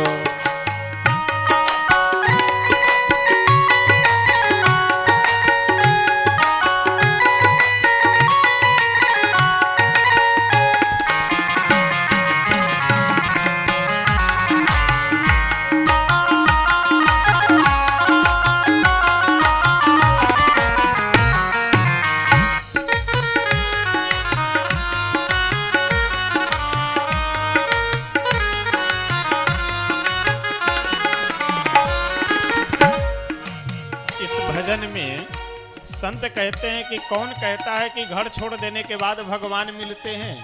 ये कोई आवश्यक नहीं है। श्री दशरथ जी महाराज घर में रह रहे हैं और श्री विश्वामित्र जी घर छोड़ करके वन में रह रहे हैं, लेकिन भगवान अवतार कहाँ लेते हैं? दशरथ जी के घर में, गृहस्थ के घर में भगवान आते हैं, लेकिन विरक्त विश्वामित्र जी के आश्रम में भगवान नहीं आते हैं। एक विरक्त को गृहस्थ के यहाँ पे आना पड़ता है, किस लिए? भगवान को पाने के लिए। तो इसलिए भगवान प्रेम से मिलते हैं। घर छोड़ देने से या वन में रहने से ये कोई आवश्यक नहीं है। कौन कहता है कि छोड़ कर काम को? कौन कहता है कि छोड़ कर काम को? कौन कहता है कि छोड़ कर काम को? कौन कहता है कि छोड़ कर काम को? अच्छा हो याद रखो अगर राम को।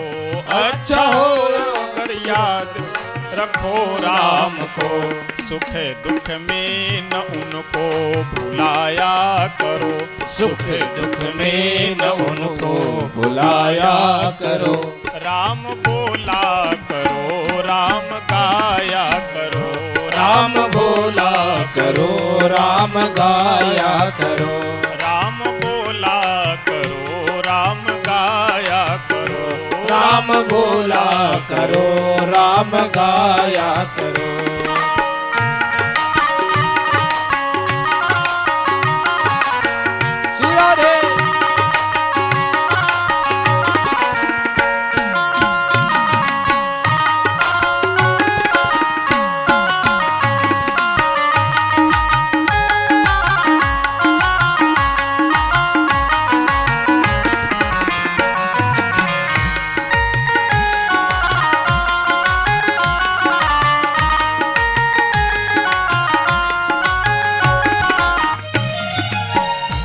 आते जाते हुए गुनगुनाया गुनगुनाया करो।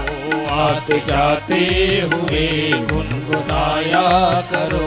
आते जाते हुए गुनगुनाया करो। आते जाते हुए गुनगुनाया करो।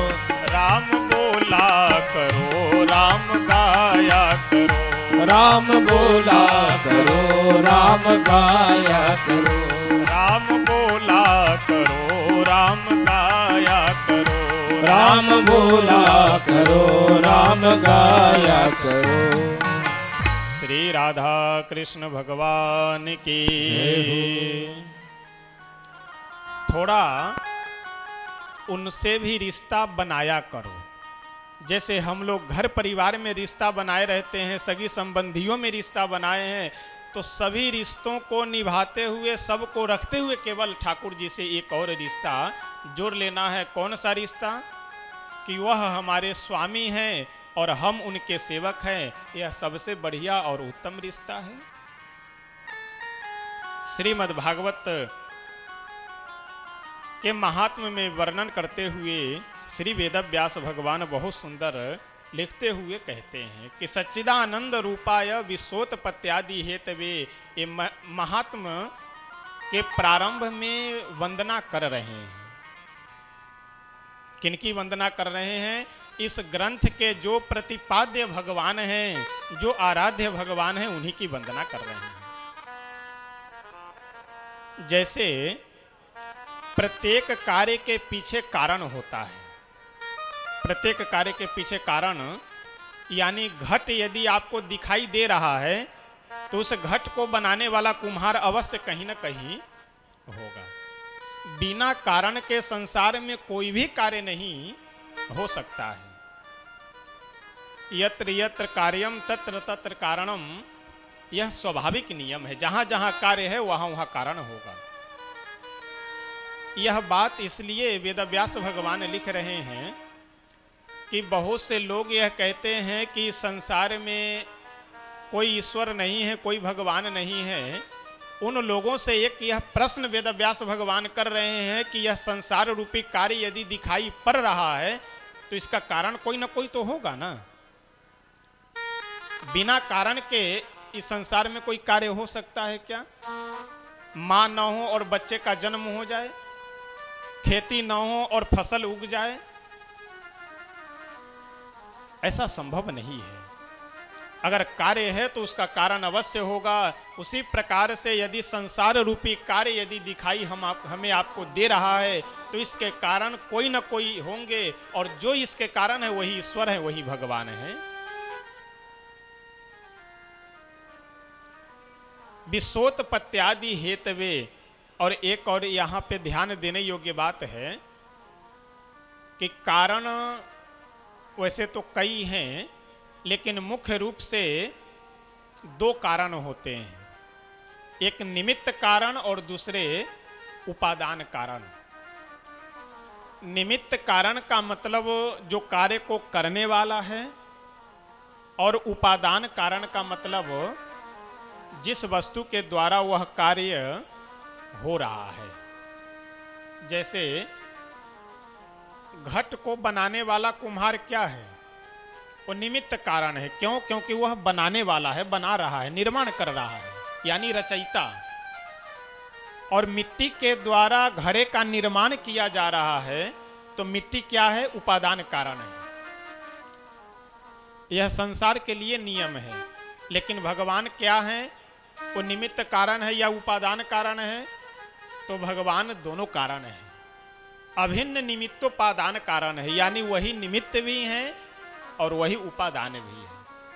आगे अभी जब बाल लीला के प्रसंग में वर्णन आएगा कि ब्रह्मा जी परीक्षा लेने के लिए ग्वाल वालों का हरण कर करके ले गए, बछड़ों का हरण कर करके ले गए और ले जा करके अपने ब्रह्मलोक में छिपा कर रख दिए। तो भगवान यहाँ बछड़े भी बन गए, ग्वाल वाल भी बन गए, लेके जाओ तुम। यानी बनाने वाले भी भगवान और बनने वाले भी भगवान, दोनों अभिन्न निमित्तोपादान कारण भगवान है इस संसार के। उसी भाव से श्री वेदव्यास भगवान क्या कहते हैं कि विश्वोत्पत्त्यादि हेतवे, इस विश्व के विश्वोत्पत्त्यादि यानी विश्व उत्पत्ति आदि। यह आदि शब्द जो है, आदि से तात्पर्य यह है कि उत्पत्ति, पालन और संहार, इन तीनों के कार्य का कारण भगवान है। इन तीनों को करने वाले केवल उत्पत्ति ही नहीं, पालन भी करते हैं और संहार भी जो है। इस पूरे विश्व के जो कारण हैं वह कौन है? हमारे श्री नंद नंदन यशोदानंद वर्धन श्री कृष्ण चंद्र जी हैं। तापत्रय विनाशाय, इस संसार के जितने भी जीव मात्र हैं, चाहे वह मनुष्य हो, पशु पक्षी हो, सब मुख्य रूप से 3 ताप से पीड़ित रहते हैं, दुखी रहते हैं। कौन से? दैहिक, दैविक और भौतिक। दैहिक ताप कहते हैं हमारे आपके शरीर की जो पीड़ा है, रोग है, बीमारियां हैं, ये सब क्या है? ये सब दैहिक ताप है। भौतिक ताप क्या है?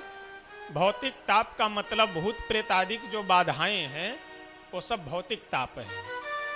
दैहिक, दैविक और भौतिक।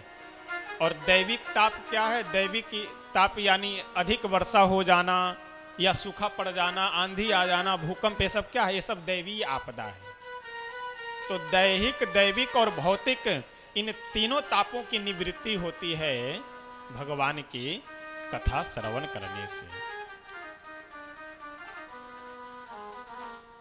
श्री कृष्णाय वयम नुमः, ऐसे भगवान श्री कृष्ण चंद्र की मैं वंदना करता हूँ।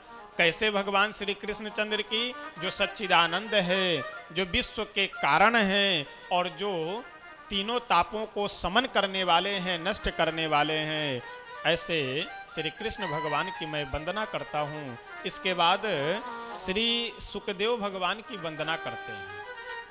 अच्छा, सुखदेव भगवान भी साक्षात भगवान के ही अवतार हैं।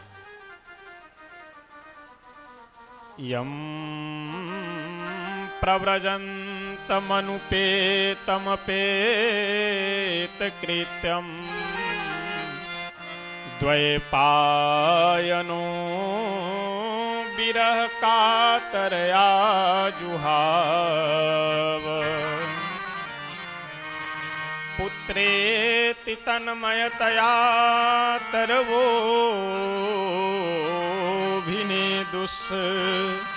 तं सर्वभूतहृदयं मुनिमानतोऽस्मि। यम प्रव्रजन्तमनुपेतमपेत कृत्यं द्वैपायनो विरह कातर आजुहाव। जब श्री सुखदेव भगवान का जन्म हुआ, वैसे तो पहले बाहर ही नहीं आ रहे थे। 12 वर्ष के बाद अपने माँ के गर्भ से बाहर निकले थे यह, और जैसे जन्म लिए वैसे जन्म ले करके वह निकल पड़े, बाहर चल पड़े। कहाँ? वन की ओर। पीछे से श्री वेदव्यास भगवान दौड़ रहे हैं, पुत्र यानी जोर जोर से पुकार रहे हैं, अरे वो बेटा बेटा, पुत्र पुत्र। लेकिन पीछे मुड़ करके देखे ही नहीं। क्यों? क्योंकि जैसे पीछे देखेंगे वैसे फिर पिताजी आएंगे और उनके मुंह में मैं फंस जाऊंगा, तो भगवान का भजन हो नहीं पाएगा। अब गए, जा करके अदृश्य हो गए वन में। यानी जिधर जैसे पुत्र शब्द का उच्चारण करते थे वेदव्यास भगवान सुखदेव जी की ओर इशारा कर करके, वैसे वन के सभी वृक्षों से आवाज आने लगी, क्या? सुकोहम सुकोहम। यानी श्री सुखदेव भगवान अपने आत्मा को प्रकृति से जोड़ करके बिल्कुल प्रकृतिमय हो गए।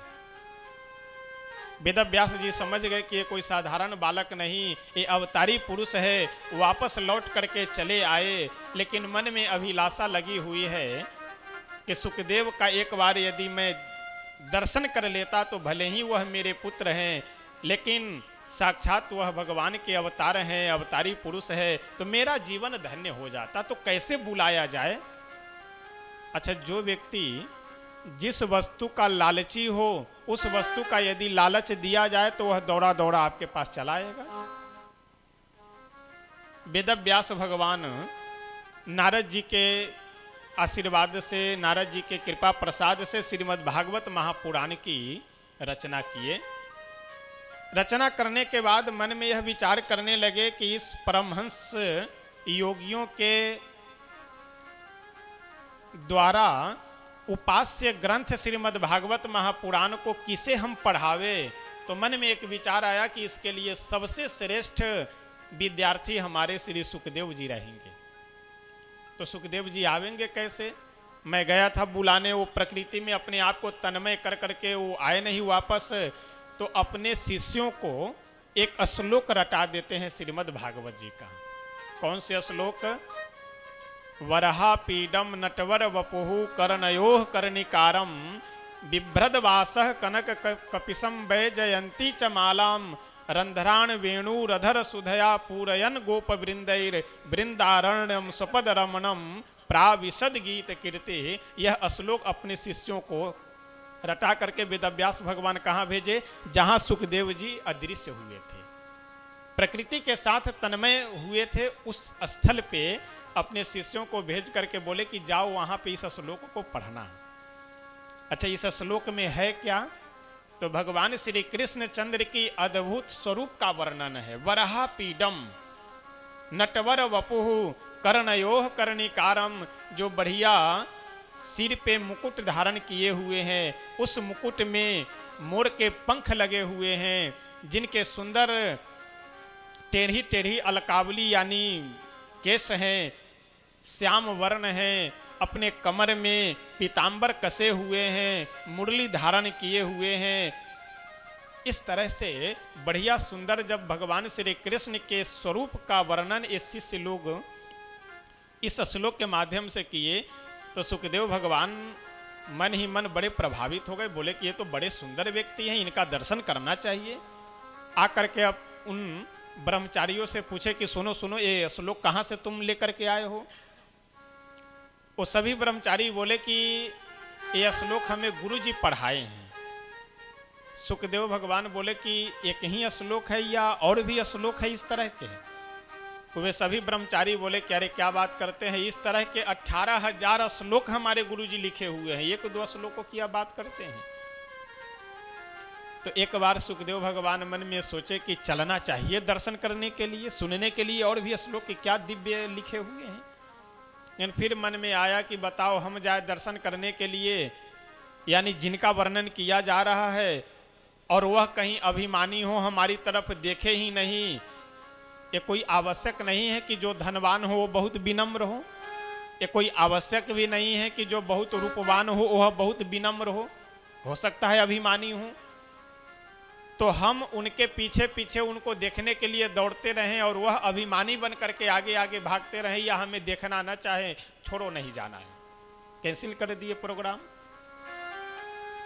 वेदव्यास भगवान को आकर के उनके सभी शिष्य हुए, सभी ब्रह्मचारी, जब वेदव्यास जी पूछे कि वहाँ पे कुछ घटना हुई है क्या, वे सभी ब्रह्मचारी बोले कि हाँ गुरुदेव, एक नंग धरंग अवधूत वेश में लगभग 16 वर्ष की अवस्था के एक ऋषि आए और आकर के हमसे इसी तरह से पूछे हैं। तो हमने उनको कहा, हमने उनसे निवेदन किया कि इस तरह के 18,000 श्लोक हमारे गुरु जी के पास में है।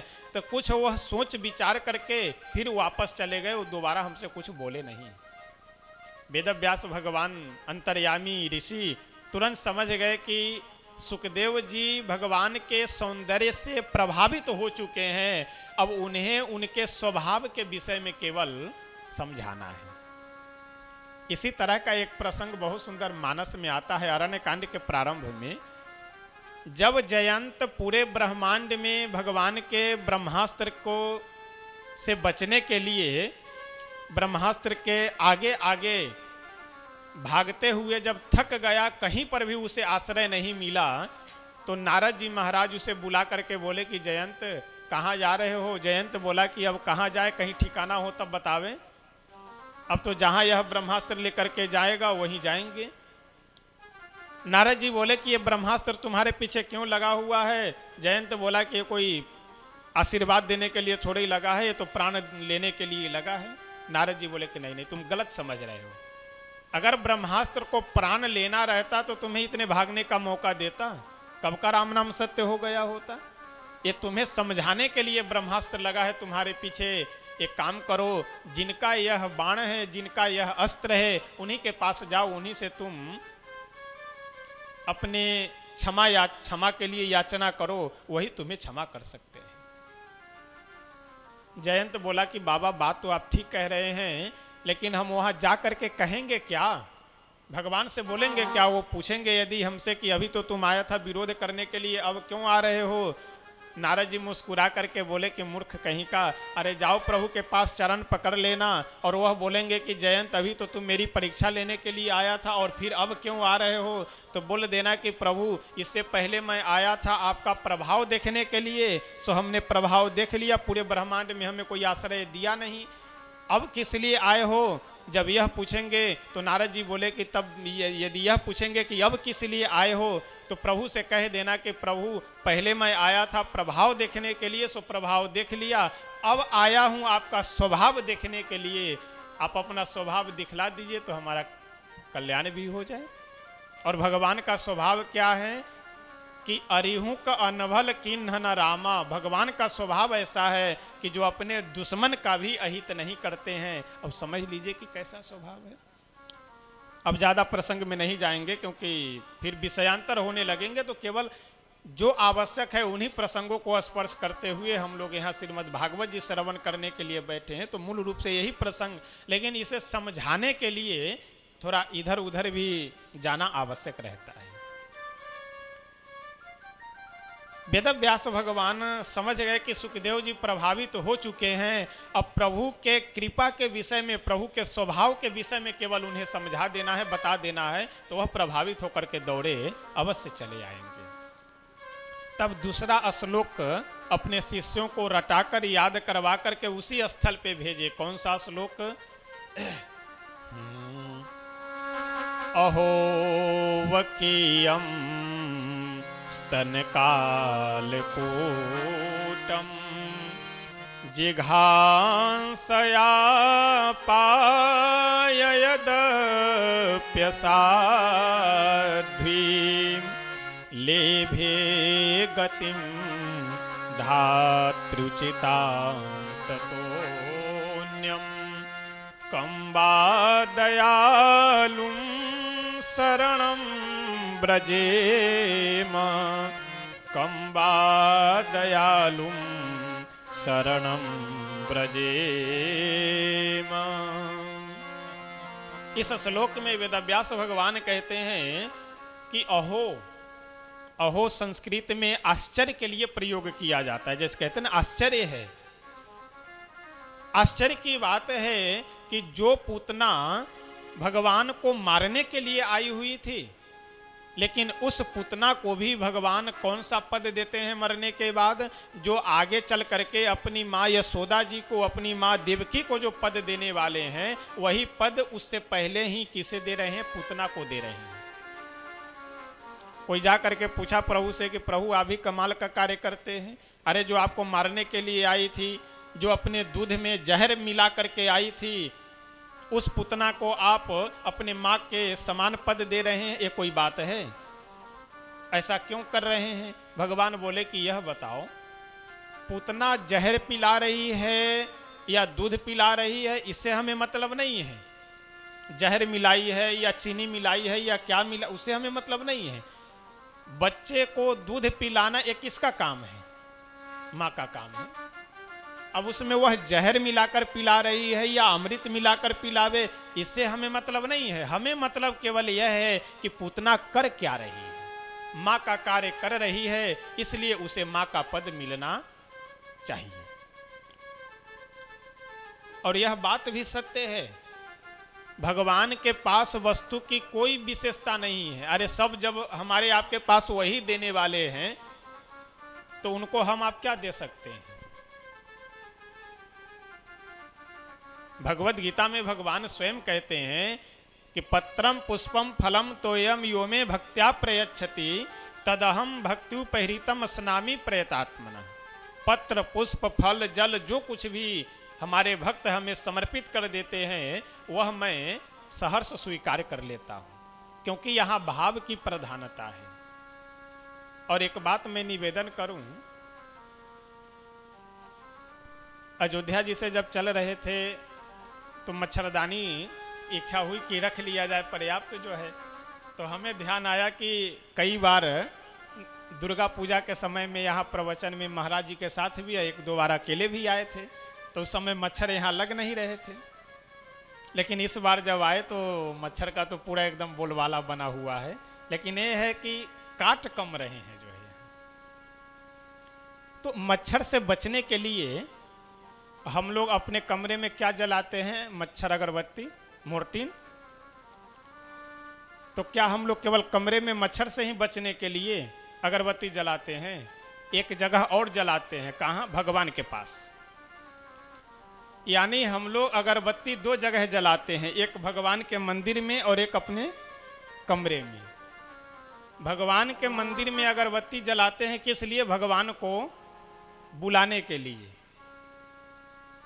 और घर में जो अगर मच्छर अगरबत्ती जलाते हैं ये किस लिए? मच्छर को भगाने के लिए। लेकिन आश्चर्य की बात है, मिलावट होने के कारण घर में जो हम अगरबत्ती जला रहे हैं उससे मच्छर भागते नहीं, और मंदिर में जो हम अगरबत्ती जला रहे हैं उसे भगवान आते नहीं। क्यों? क्योंकि यहाँ वस्तु में मिलावट है। जो मच्छर अगरबत्ती हम लोग जला रहे हैं वो अगर शुद्ध मिले तब तो सारे मच्छर भाग जाए, लेकिन उसमें मिलावट है इसलिए मच्छर भागते नहीं। और मंदिर में जो हम लोग अगरबत्ती जलाते हैं तो वहाँ भाव में मिलावट है इसलिए वहाँ भगवान आते नहीं। अब यहाँ भी मिलावट के कारण इच्छा नहीं पूरी हो पा रही और वहाँ भी मिलावट के कारण इच्छा पूरी नहीं हो पा रही है। तो चाहे मिलावट वो भाव में हो चाहे मिलावट वस्तु में हो, दोनों जो है ठीक नहीं है, दोनों निंदनीय है, दोनों छोड़ देना चाहिए।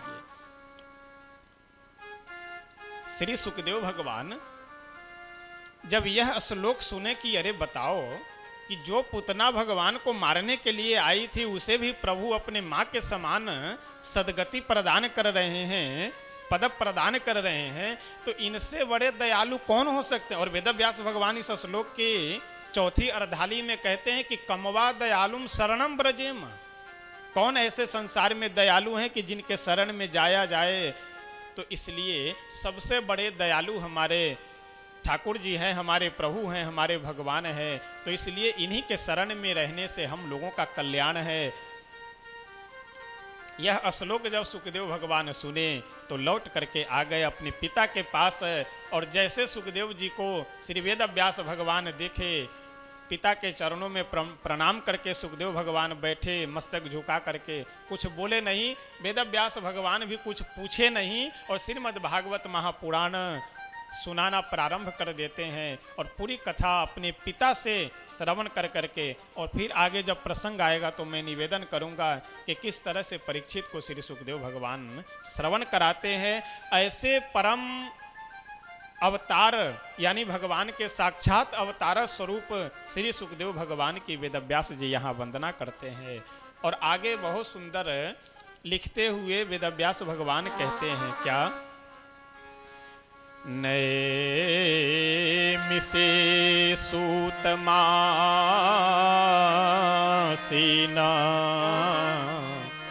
मभिवाद्य महामति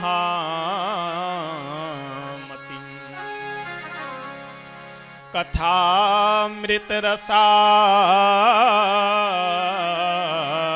स्वादः कुशलः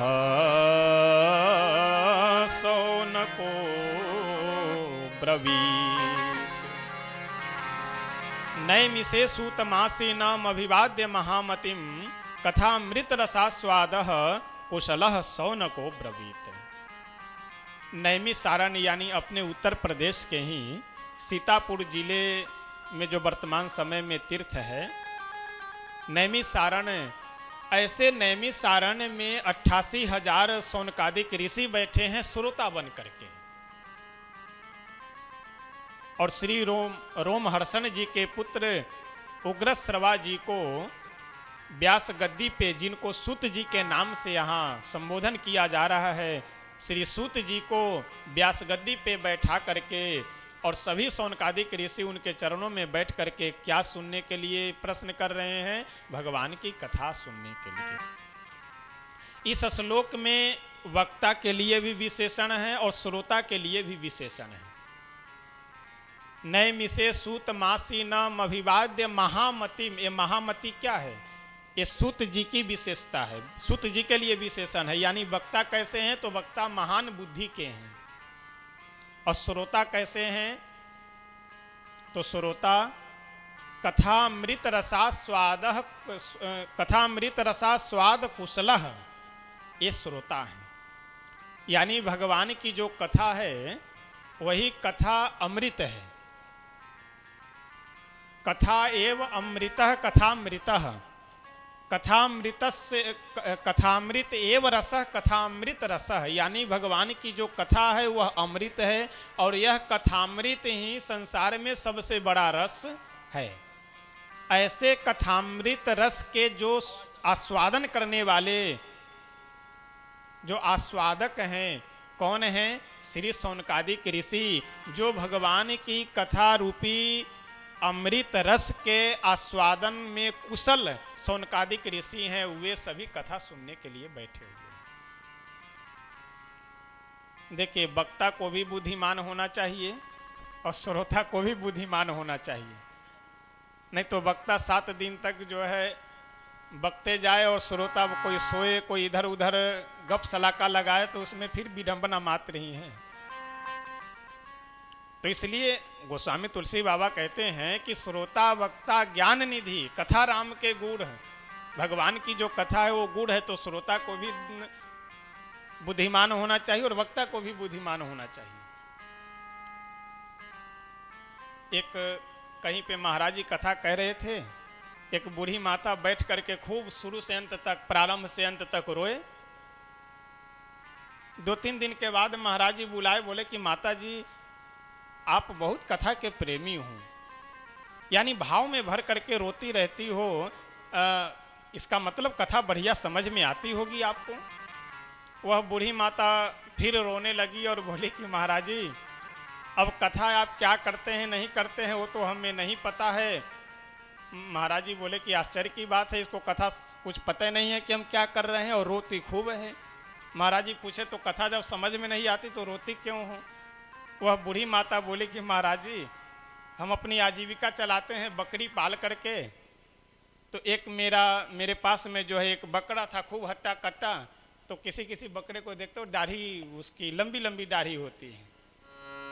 तो वही बूढ़ी माता बोली कि जैसी आपकी, अच्छा कई मनुष्यों को भी आप देखेंगे पूरे बाल नहीं होगा, थोड़ी से यहाँ नीचे दाढ़ी रहती है।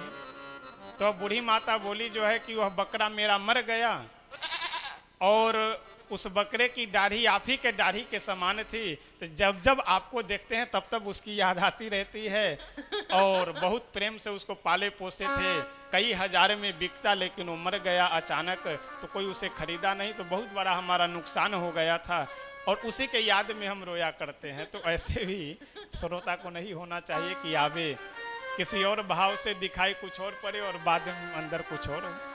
तो श्रोता वक्ता ज्ञान निधि, कथा राम के गुण, भगवान की जो कथा है वह बहुत गुण है, तो दोनों को बुद्धिमान होना चाहिए, दोनों को श्रद्धावान होना चाहिए। भगवत गीता में भगवान कहते हैं कि श्रद्धावान लभते ज्ञानम, जो श्रद्धावान व्यक्ति है वही ज्ञान प्राप्त कर सकता है और जो श्रद्धावान श्रोता है वही ज्ञान का संग्रह कर सकता है। इसलिए वक्ता और श्रोता दोनों को ज्ञान का निधि और श्रद्धावान होना चाहिए। नैमिषारण्य में शौनकादिक ऋषि प्रश्न क्या कर रहे हैं? यह घोरे कलौ प्रायो जीवश्चां सुरतां गतः क्लेशाक्रान्तस्य तस्यैव शोधने किं परायणम्। यह घोरे कलौ प्रायो, इस भयंकर कलियुग में, घनघोर कलियुग में जिस समय जीव मनुष्य स्वभावतः असुरता की ओर अग्रसर हो चुके हैं, अगर हम लोगों को देखा जाए तो आजकल हम लोग मनुष्य होते हुए भी असुर हैं। असुर का मतलब क्या है?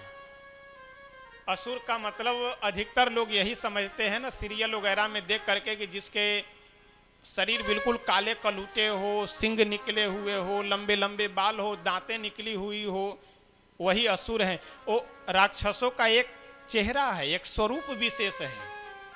बाकी राक्षसत्व जो गुण है वो क्या है, राक्षस कौन है, यह समझने के लिए इधर उधर जाने की जरूरत नहीं है। आप रामचरितमानस में जाइए, और श्री शंकर भगवान बहुत बढ़िया समझाते हुए कहते हैं कि राक्षस कौन है। आइए जरा एक पंक्ति गा करके तब आगे बढ़ते हैं कि गोस्वामी तुलसी बाबा लिखते हैं, शंकर भगवान समझा रहे हैं कि राक्षस कौन है।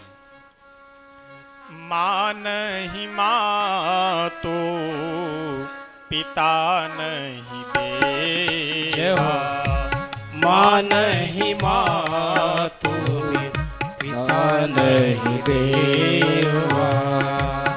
राक्षस कौन है, इसकी विशेषता, उसकी व्याख्या इस चौपाई में शंकर भगवान बता रहे हैं। माँ नहीं मातु पिता नहीं देवा, माँ नहीं मातु पिता नहीं देवा। साधुन सन कर बावही सेवा, साधुन सन कर वावहि सेवा। जिनके यह आचरण भवानी, जिनके यह आचरण भवानी, जिनके यह आचरण भवानी, जिनके यह आचरण भवानी। ते जानहु निसे चर सम प्राणी, ते जानहु निसी चर सम प्राणी। माँ नहीं मातु पिता नहीं देवा, माँ नहीं मातु पिता नहीं देवा। माँ नहीं मातु पिता नहीं देवा। जो माता पिता को न मानते हों वह क्या है, राक्षस। माँ नहीं मातु पिता नहीं देवा, जो देवता को न मानते हों साधु न सन करवा वही सेवा। आश्रम पर जब फटिक शिला रहते थे तो भंडार में ही सेवा रहती थी जो है। तो अगर जो ये इधर से सामने से जाते हैं तो जो दरवाजा है ना, तो बरामदे में अधिकतर भोजन हुआ करता था। तो बाल्टी लेकर के खड़े हैं, भोजन परोसा जा रहा है या पत्तल परोस रहे हैं, तो इधर गेट के पास जो लोहे वाला गेट है, यहीं से कई लोगों को देखते थे, जैसे वहाँ पहुँचे झोला हाथ में लिए हैं, अभी रखे भी नहीं, हाथ भी नहीं धुले, वहीं से अरे महाराज हमरो पतलिया एक लगाई दो। अच्छा, कई लोगों को हम देखते हैं कि आश्रम पे पहुँचने के बाद भी महाराज जरा एक थोड़े पानी पिला दो, बहुत प्यास लगी हुई है। दरवाजे पे बैठे हैं, आप बैठे हुए हैं और माता पिता कोई काम कर रहे हैं, यह क्या है। साधुओं से सेवा करवाना, माता पिता को ना मानना, देवताओं को ना मानना।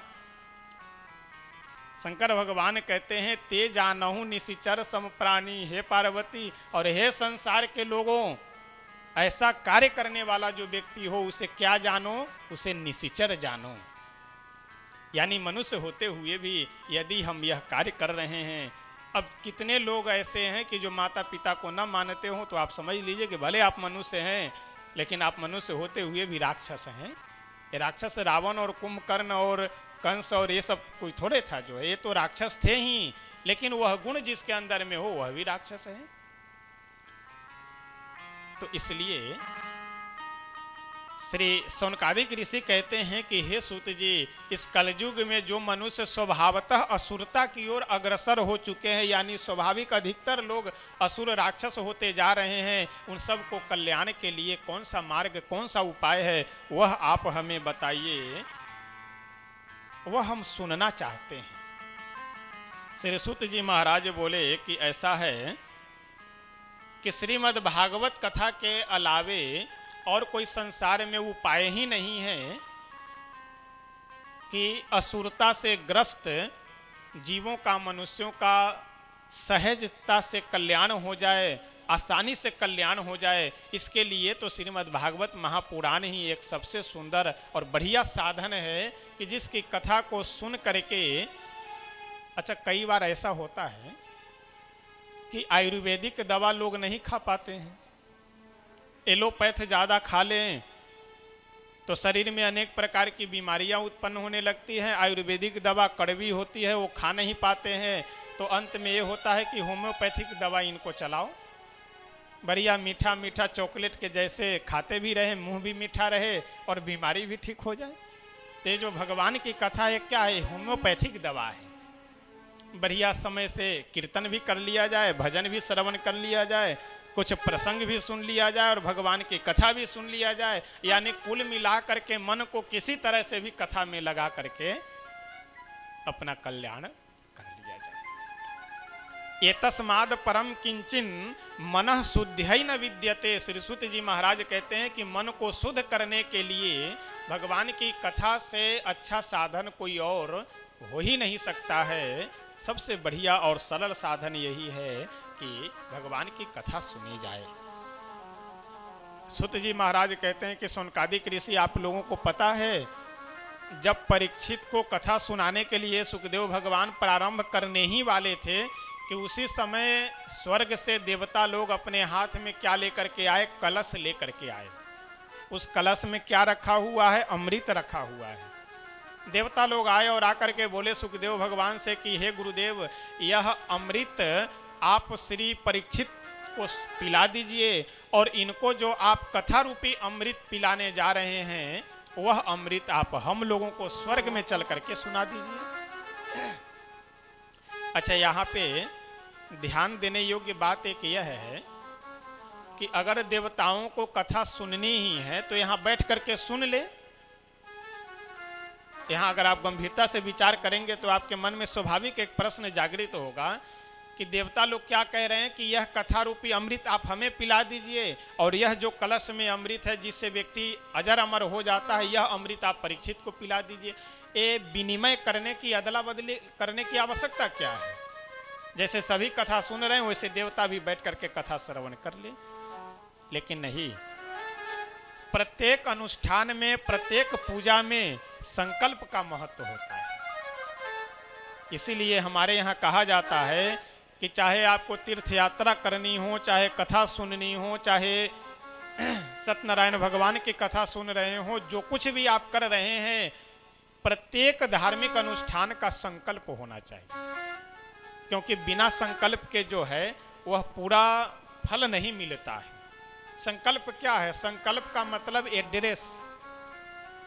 अब आप कहीं बेंगलोर से या कर्नाटक से, मुंबई से सामान मंगवाएं और एड्रेस डालिए ही नहीं तो इधर उधर घुमा करेगा। तो संकल्प का मतलब है एड्रेस, पता। तो संकल्प कर करके ही कोई अनुष्ठान करना चाहिए, उसका पूर्ण रूप से हम लोगों को लाभ प्राप्त होता है।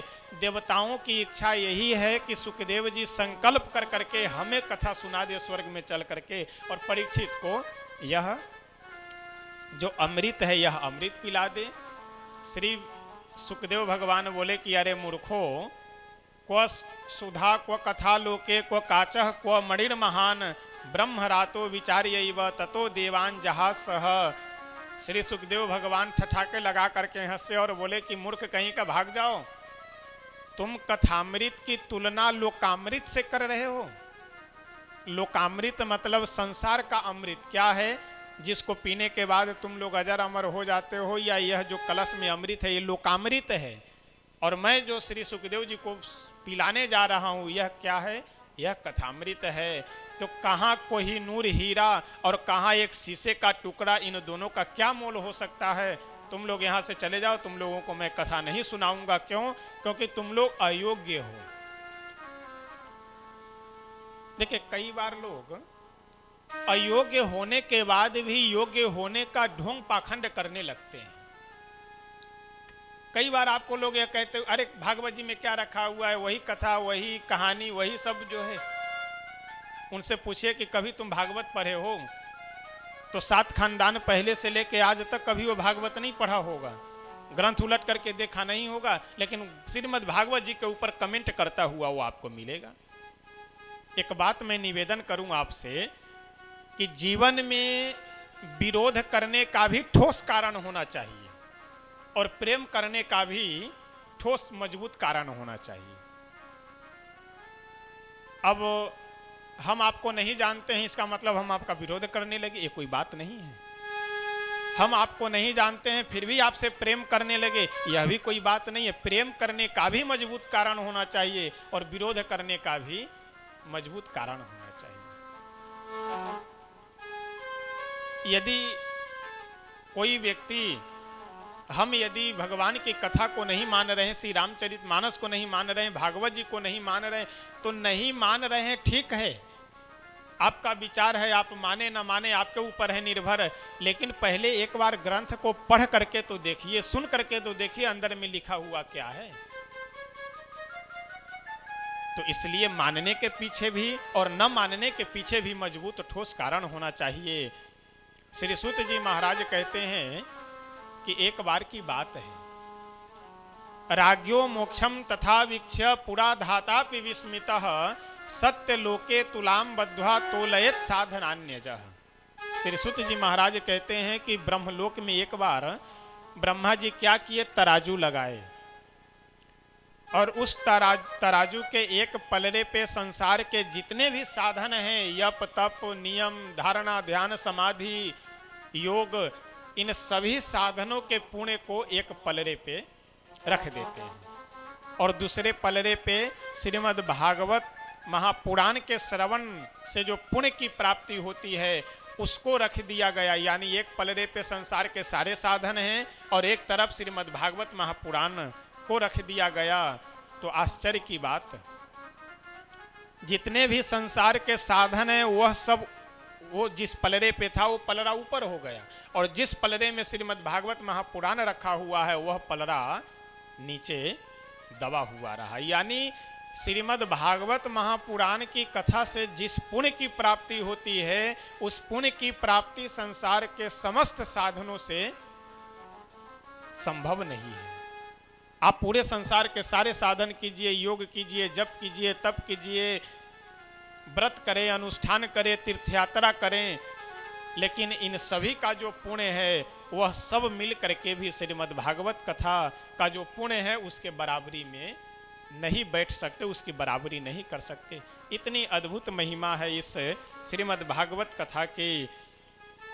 श्री सूत जी महाराज कहते हैं कि अब मैं आप लोगों से, हे शौनकादिक ऋषियों, आप लोगों को मैं यही कथा सुनाऊंगा। इस कथा का सर्वप्रथम इस पृथ्वी पे प्रादुर्भाव होता है। श्री नारद जी महाराज इस कथा को शौनकादिक ऋषियों से सुनते हैं।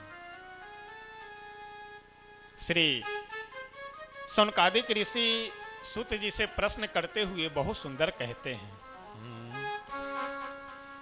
लोक विग्रह मुक्तस्य नारदस्य स्थिरस्य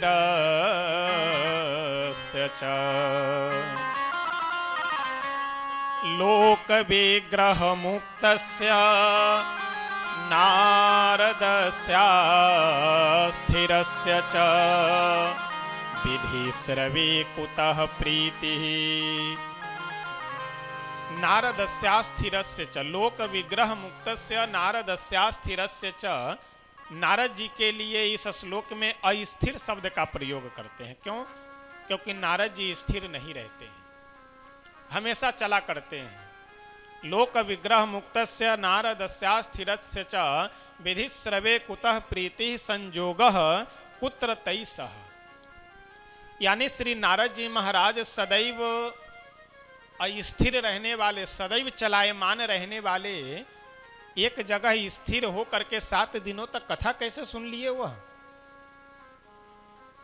अच्छा, नारद जी, एक बार की बात है, सती जी के जो पिता हैं दक्ष, उन्हीं दक्ष के 10,000 पुत्र अपने पिता से, दक्ष से आज्ञा लेकर के गए तपस्या करने की। तपस्या से पहले हम लोग बल तेज बुद्धि ये सब प्राप्त कर लेते हैं, उसके बाद में विवाह करके सृष्टि का विस्तार करेंगे, गृहस्थ जीवन में प्रवेश करेंगे। अब वे 10,000 भाई गए तपस्या करने। दक्ष इधर प्रसन्न थे कि वो सभी पुत्र हमारे आएंगे तो हमारे वंश का विस्तार होगा। उधर नारद जी पहुंचे, सबको इकट्ठा कर करके बैठाए और ऐसा ज्ञान दिए, ऐसा समझाए कि घर में कौन लौटे, सब वन में ही रह गए, वहीं बाबा बन गए। दक्ष जब अपने दूतों को भेजे कि जाओ मेरे पुत्रों को बुला करके ले आओ, वे सभी 10,000 भाई बोले कि जा करके मेरे पिताजी से बोलो दो कि अब हम लोग प्रवृत्ति मार्ग में जाने वाले नहीं हैं, क्योंकि हम लोग निवृत्ति मार्ग में जा चुके हैं, यानी गृहस्थ अब नहीं बनेंगे, हम विरक्त बन चुके हैं। और नारद जी को हम लोग गुरु बना करके नारद जी हम लोगों को ज्ञान दिए हैं, उसी मंत्र का जप कर रहे हैं, और अब बाबा बन के ही रहना है, गृहस्थ जीवन में नहीं जाना है।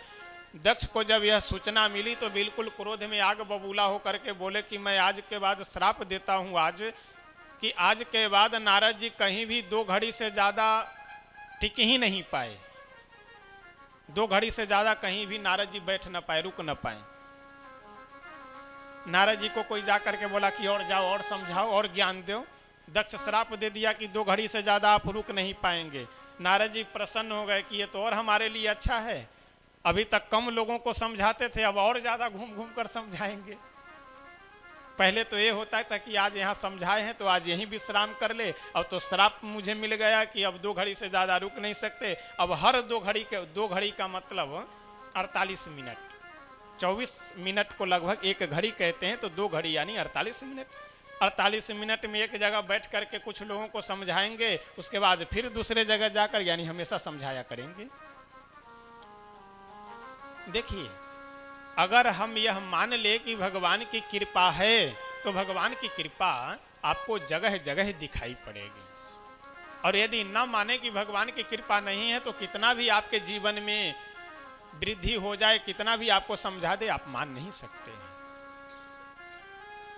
श्री नारद जी महाराज जो अस्थिर व्यक्ति है, वो स्थिर कैसे हो गए? श्री सूत जी कहते हैं भगवान की कथा की महिमा है। एक बार की बात है, श्री नारद जी महाराज घूमते फिरते कहाँ पहुँचे?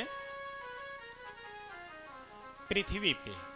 एक बार नारद जी के मन में इच्छा हुई, सर्वप्रथम उन पूरे प्रसंगों का सारांश बताते हुए यहाँ श्री सूत जी महाराज कहते हैं कि नारद जी का जो भागवत जी सुनने का क्रम है वह इस तरह से है कि बद्रिकाश्रम में, बद्री नारायण में नारद जी की भेंट उनके बड़े भाई सनकादिक ऋषियों से हुई। सनक, सनंदन, सनातन और सनत कुमार, वे चारों ऋषि बद्रिकाश्रम में किस लिए आए थे? सत्संग करने के लिए। और ये चारों ऋषि ऐसे हैं कि इनको न कहीं पंडाल लगाना है, न कहीं साउंड लगाना है, न कहीं बैनर पोस्टर, न कहीं निमंत्रण कार्ड, कोई बवाल नहीं। 4 भाई हैं, 1 भाई वक्ता बन गए, 3 भाई श्रोता बन गए, कथा आरंभ। यानी इनका केवल कार्य ही यही है कि आशा बसन व्यसन यह तिनहि, रघुपति चरित हो ही तह सुनहि। जहाँ भगवान की कथा कहीं होता हुआ मिल जाए वहाँ सुन लेते हैं, नहीं कहीं कथा हो रही, 1 भाई वक्ता बन गए, 3 भाई श्रोता बन करके कथा आरंभ। यानी हमेशा भगवान का नाम संकीर्तन और भगवान की कथा सुनना, यही सनकादिक ऋषियों का काम है। और उसी लिए बद्रिकाश्रम में पहुँचे हुए थे। अब पहुँच करके कथा प्रारंभ होने ही वाली थी कि नारद जी को सामने से आते हुए देखे, और जब नारद जी के चेहरे को देखे तो सब आश्चर्य में पड़ गए। कैसा चेहरा है?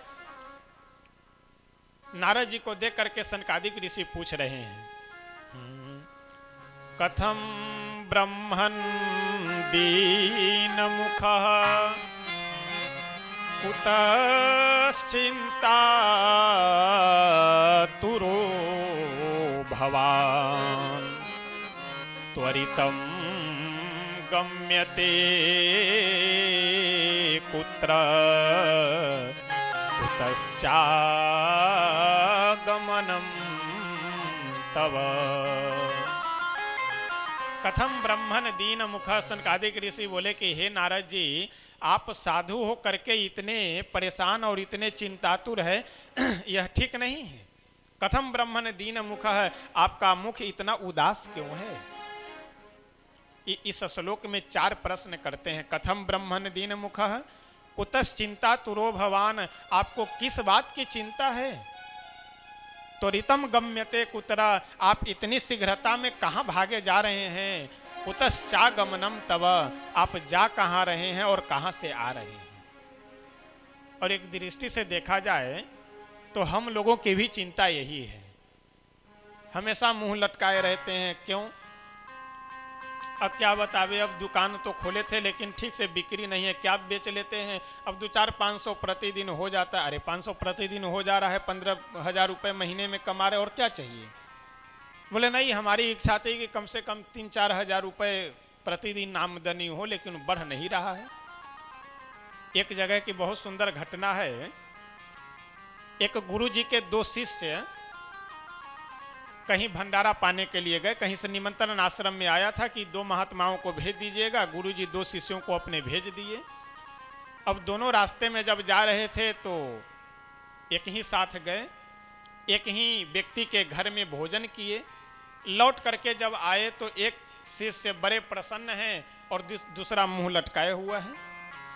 गुरुजी दोनों को बुला करके पूछे, जो पहले प्रसन्न था उससे कि तुम प्रसन्न क्यों हो, और दूसरा जो उदास था उससे पूछे कि तुम उदास क्यों हो, क्या तुम लोगों को भोजन अलग अलग मिला है? बोले नहीं नहीं, भोजन तो जो एक किए हैं वही हमें भी मिला। दक्षिणा कम ज्यादा मिली है? बोले नहीं नहीं, 2 रुपए इन्हें दक्षिणा मिली, 2 रुपए हमें भी मिली दक्षिणा। तो फिर जो शिष्य उदास था उससे गुरुजी पूछे कि तुम उदास क्यों हो, भोजन भी एक समान, एक जगह पे सम्मान भी एक समान, दक्षिणा भी एक समान, फिर भी तुम उदास हो? तो जो उदास था वह शिष्य बोला कि अब क्या बतावे, अब हम जब जा रहे थे भंडारा खाने के लिए तो मेरे मन में मैं सोचा था ऐसा कि जा रहा हूं तो पैसे वाले हैं जो भंडारा करवा रहे थे भगत जी, तो कम से कम 5 रुपए दक्षिणा देंगे, और जब गए तो 2 रुपए दक्षिणा दिया, उसीलिए उदास हैं। बोले अच्छा। और जो प्रसन्न था उससे बोले कि तुम प्रसन्न क्यों हो? वह बोला कि हम तो सोच रहे थे कि केवल भोजन कराएगा, कुछ देगा ही नहीं, लेकिन गए तो 2-2 रुपए मिल गया, तो इससे बढ़िया क्या, हम तो सोचे थे कुछ भी नहीं देगा, लेकिन 2 रुपए तो कम से कम मिला। अब यहाँ प्रसन्न एक है और एक उदास है। भोजन एक जैसा मिला, वस्तु एक जैसी मिली, सम्मान एक जैसा मिला, दक्षिणा एक जैसी मिली, लेकिन फिर भी एक प्रसन्न है, दूसरा उदास है। क्यों? क्योंकि एक अपेक्षा बड़ा पाले हुए है और एकदम अपेक्षा से दूसरा रहित है। तो हम लोगों की विडंबना यही है कि हमेशा एक न एक कांटा चुभोए रहते हैं अपने मन में। मोटरसाइकिल नहीं है, साइकिल से चल रहे हैं तो मन में यह इच्छा हो गई कि बताओ, यदि उमरी भी जाना रहता है तो साइकिल से बहुत एकदम धूप में आना जाना, ठंडी में भी कम से कम मोटरसाइकिल हो जाए तो ठीक रहेगा। उत्तरी भवानी भी जाना है अगर माता जी का दर्शन करने तो साइकिल से जाना होता है, कम से कम बाइक हो जाए तो फिर आनंद आ जाए। अच्छा, बाइक हो गया तो क्या मन शांत हुआ? अब इच्छा है कि 4 व्हीलर गाड़ी हो जाए, क्योंकि जाने में बहुत धूल उड़ता है, गर्मी भी लगती है, हवा भी लगती है, तो इसलिए 4 व्हीलर गाड़ी हो जाए। 4 व्हीलर गाड़ी हुई तो यही इच्छा है कि अब इसको खड़ा करने के लिए कम से कम 1.5-2 लाख रुपए लगा कर एक बढ़िया बनाओ। यानी हमेशा हम लोगों की अपेक्षा बढ़ती जाती है, एक न एक अपने मन में कांटे चुभोए रहते हैं, इसीलिए हमेशा परेशान रहते हैं। किन्हीं से पूछिए कि आप कहाँ से आ रहे हैं, अरे क्या बतावे, बहुत काम से आ रहे हैं। कहाँ जा रहे हैं? तो बहुत काम से जा रहे हैं। अच्छा, काम से आते जाते हम लोग काम से चले जाते हैं, लेकिन काम हम लोगों का कभी खत्म नहीं होता है। इसीलिए वह बहुत सुंदर एक पंक्ति है, जिस पंक्ति को आप सब लोग लगभग जानते होंगे कि जब तक रहेगी जिंदगी फुर्सत न होगी काम से, कुछ समय ऐसा निकालो प्रेम कर लो राम से। तो इसलिए समय का भी इंतजार करने की आवश्यकता नहीं है, कोई विशेष स्थिति को भी अपने मन में रखने की आवश्यकता नहीं है कि जब बुढ़ापा आएगा तब हम भजन करेंगे। बुढ़ापे में भजन उजन नहीं, बुढ़ापे में शरीर का भजन होता है कि भगवान का भजन होगा। आज पेट सही नहीं है तो कल गर्दन सही नहीं है, तो परसों खोपड़ी सही नहीं है, नरसों घुटने में दर्द है, तो उस समय तो शरीर के भजन से फुर्सत नहीं रहता है। तो इसलिए भजन जिस स्थिति में है, जहाँ है, उसी समय से प्रारंभ करना चाहिए। श्री नारद जी महाराज को देख करके सनकादिक ऋषि क्या कहते हैं कि संत के लिए यह उचित नहीं है, तो इसलिए आप यह चिंता का कारण हमें बताए। श्री नारद जी महाराज कारण बता रहे हैं कि मैं पृथ्वी पे भ्रमण करने के लिए गया था, वहाँ पे जा करके हमने एक बहुत ही विचित्र दृश्य देखा कि एक महिला अपने गोद में अच्छा, पृथ्वी पे मैं किस लिए गया था? भगवान की सुंदर कथा श्रवण करने के लिए। और देखिए, वास्तव में सभी समस्याओं का समाधान, अपने सभी चिंताओं का समाधान संतों के पास ही रहता है। अभी आगे प्रसंग आएगा। श्री भक्ति महारानी जब नारद जी को देखती है और नारद जी जब मुंह फेर करके जाने लगते हैं, तो भक्ति महारानी कहती है कि दर्शनम तव लोकस्य नारदस्या स्थिरस्य च, कि संतों का दर्शन तो संसार के संसारी लोगों के लिए कल्याणप्रद है। और वही बात यहाँ सनकादिक ऋषि कह रहे हैं कि नारद जी, आप जैसे संत जब इतने चिंतातुर रहेंगे, चिंता में रहेंगे, तो संसार के लोग अपने चिंता का समाधान करने के लिए कहाँ जाएंगे? कबीर बाबा का एक बहुत सुंदर भजन है। वैसे तो यह बहुत प्रसिद्ध भजन है, लेकिन कबीर बाबा की अमृत वाणी है, तो इसको गाए बिना थोड़ा अधूरा अधूरा लगता है। तो आइए एक दो पंक्ति गा करके तब हम सब आगे बढ़ेंगे। कि संतों का संग हम लोगों को अवश्य करना चाहिए। और संत शब्द जो है, ये कोई आवश्यक नहीं है कि जो साधु का वेश धारण किए हुए हों वही संत हैं। ये कोई आवश्यक नहीं है कि जो घर छोड़ करके आश्रम में, मठ मंदिर में रह रहे हों वही साधु हैं। वह तो साधु हैं ही, वह तो संत हैं ही, लेकिन जिस व्यक्ति का स्वभाव साधु का है, जिस व्यक्ति में गुण संत का है, वह व्यक्ति चाहे पैंट पहने हुए हो फिर भी वह साधु है, वह संत है। ये संत शब्द जो है, ये संत शब्द संस्कृत का शब्द है। तो लोक व्यवहार में विसर्ग हटा करके केवल संत बोलते हैं, लेकिन शुद्ध शब्द क्या है? संतः। सन संतौ संतः।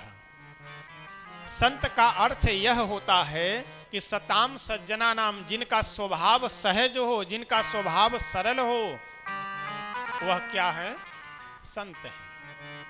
यदि आप घर में रह रहे हैं, यदि आप पैंट पहने हैं, पैजामा पहने हैं, लुंगी पहने हैं, धोती पहने, इसे कोई मतलब नहीं। यदि आपका स्वभाव सहज है, सरल है, आप भगवान के भक्त हैं, तो आप जहां जिस स्थिति में है वहीं आप साधु हैं। तो इसलिए जिनका वेश है वो तो साधु हैं ही, लेकिन जिनके पास वेश नहीं है, गुण है साधु का, वह भी संत है। तो कबीर बाबा क्या कहते हैं कि संतन के संग लाग रे तेरी अच्छी बनेगी। ऐसे जो भगवान के भक्त हैं, भगवान के अनुरागी संत हैं, ऐसे संतों का हम लोगों को संग करना चाहिए।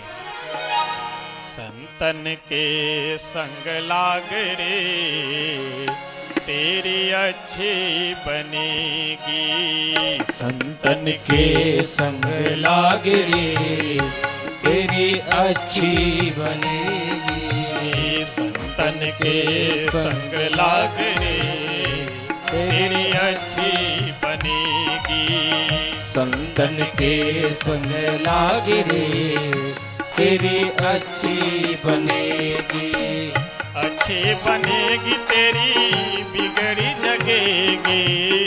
अच्छी बनेगी तेरी बिगड़ी बनेगी।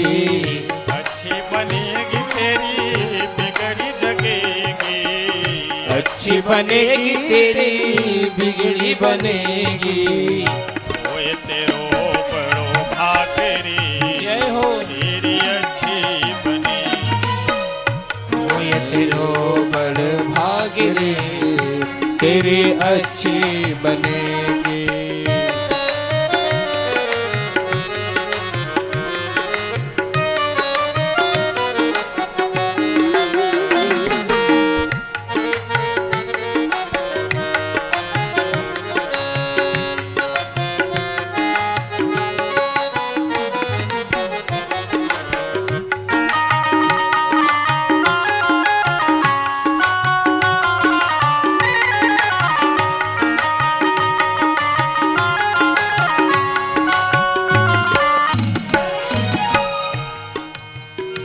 किसी को यदि कभी कुछ आप बतावें तो तुरंत वह प्रमाण ढूंढता है। किसी को आप यदि यह कहे कि अमुक डॉक्टर को जा करके दिखला लो, तो तुरंत यह पूछेगा कि क्या किसी की ठीक हुई है बीमारी।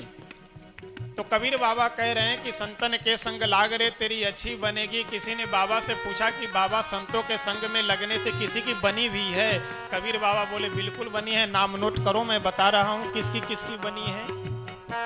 ध्रुव जी की बन गई, प्रहलाद जी की बन गई, ध्रुव जी की बन गई, प्रहलाद जी की बन गई, ध्रुव जी की बन गई, प्रहलाद जी की बन गई, ध्रुव जी की बन गई, प्रहलाद जी की बन गई। हरि सुमिरन में लाग रे हो, हरि सुमिरन में लाग रे तेरी अच्छी बनी, हरि सुमिरन में लाग रे तेरी अच्छी बनेगी। श्री राधे।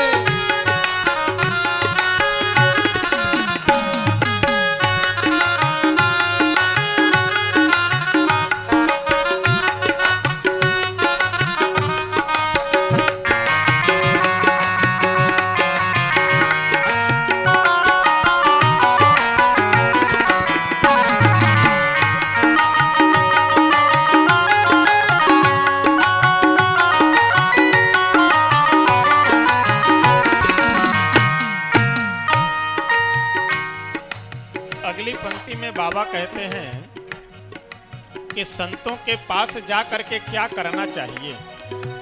हम लोग क्या करते हैं कि संसार की वस्तुएं मांगना प्रारंभ कर देते हैं। ये समस्या है, ये नहीं है, ये नहीं, आशीर्वाद दीजिए, ऐसा हो जाए, वैसा हो जाए। कबीर बाबा कहते हैं ऐसा नहीं करना चाहिए। क्या करना है? पुण्य की कमाई करनी चाहिए। पुण्य की कमाई कैसे होगी? भगवान की कथा सुनने से, भगवान का नाम श्रवण करने से। तो संतों के पास जाकर के भगवत प्राप्ति संबंधी प्रश्न करना चाहिए। संतन संग करी पुण्य कमाई, संतन संग करे पुण्य कमाई, संतन संग करे पुण्य कमाई, संतन संग करे पुण्य कमाई। राम चरण अनुराग रे हो, राम चरण अनुराग रे तेरी अच्छी बनेगी, संतन के संग लाग रे तेरी अच्छी बनेगी।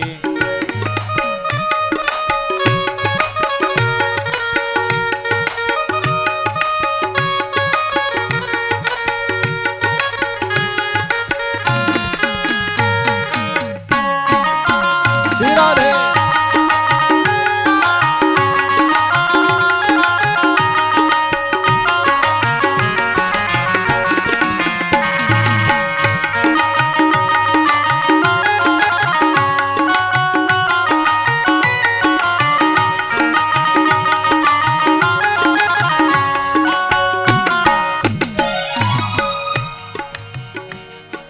अगली पंक्ति में कबीर बाबा हम लोगों को बहुत सुंदर एक पंक्ति समझा रहे हैं, एक ज्ञान दे रहे हैं। कौन सा ज्ञान?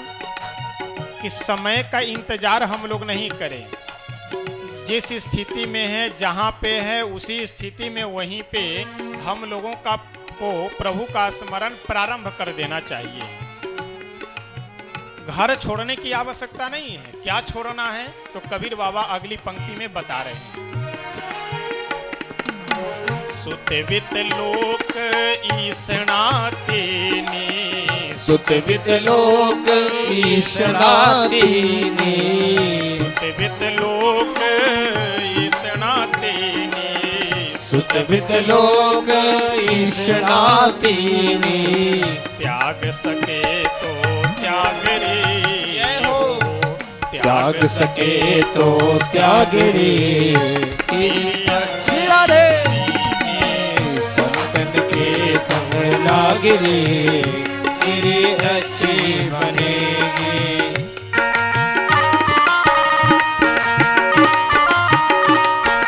राधे।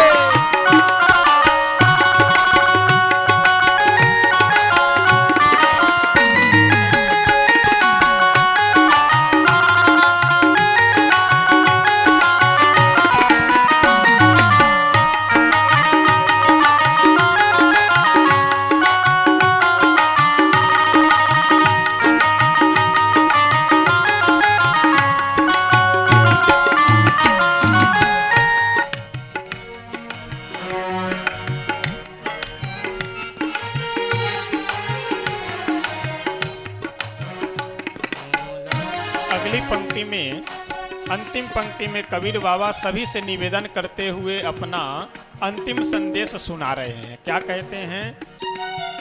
कहत कबीर राम सुमिरन में, कहत कबीर राम सुमिरन में, कहत कबीर राम सुमिरन में, कहत कबीर राम सुमिरन में, लाग सके तो लाग रे, ओ लाग सके तो लाग रे, तेरी अच्छी बनेगी संतन के संग लागरी, तेरी अच्छी बनेगी संतन के संग लागरे, तेरी अच्छी बनेगी, अच्छी बनेगी तेरी बिगड़ी जगेगी, अच्छी बनेगी तेरी बिगड़ी बनेगी, अच्छी बनेगी तेरी बिगड़ी जगेगी, अच्छी बनेगी तेरी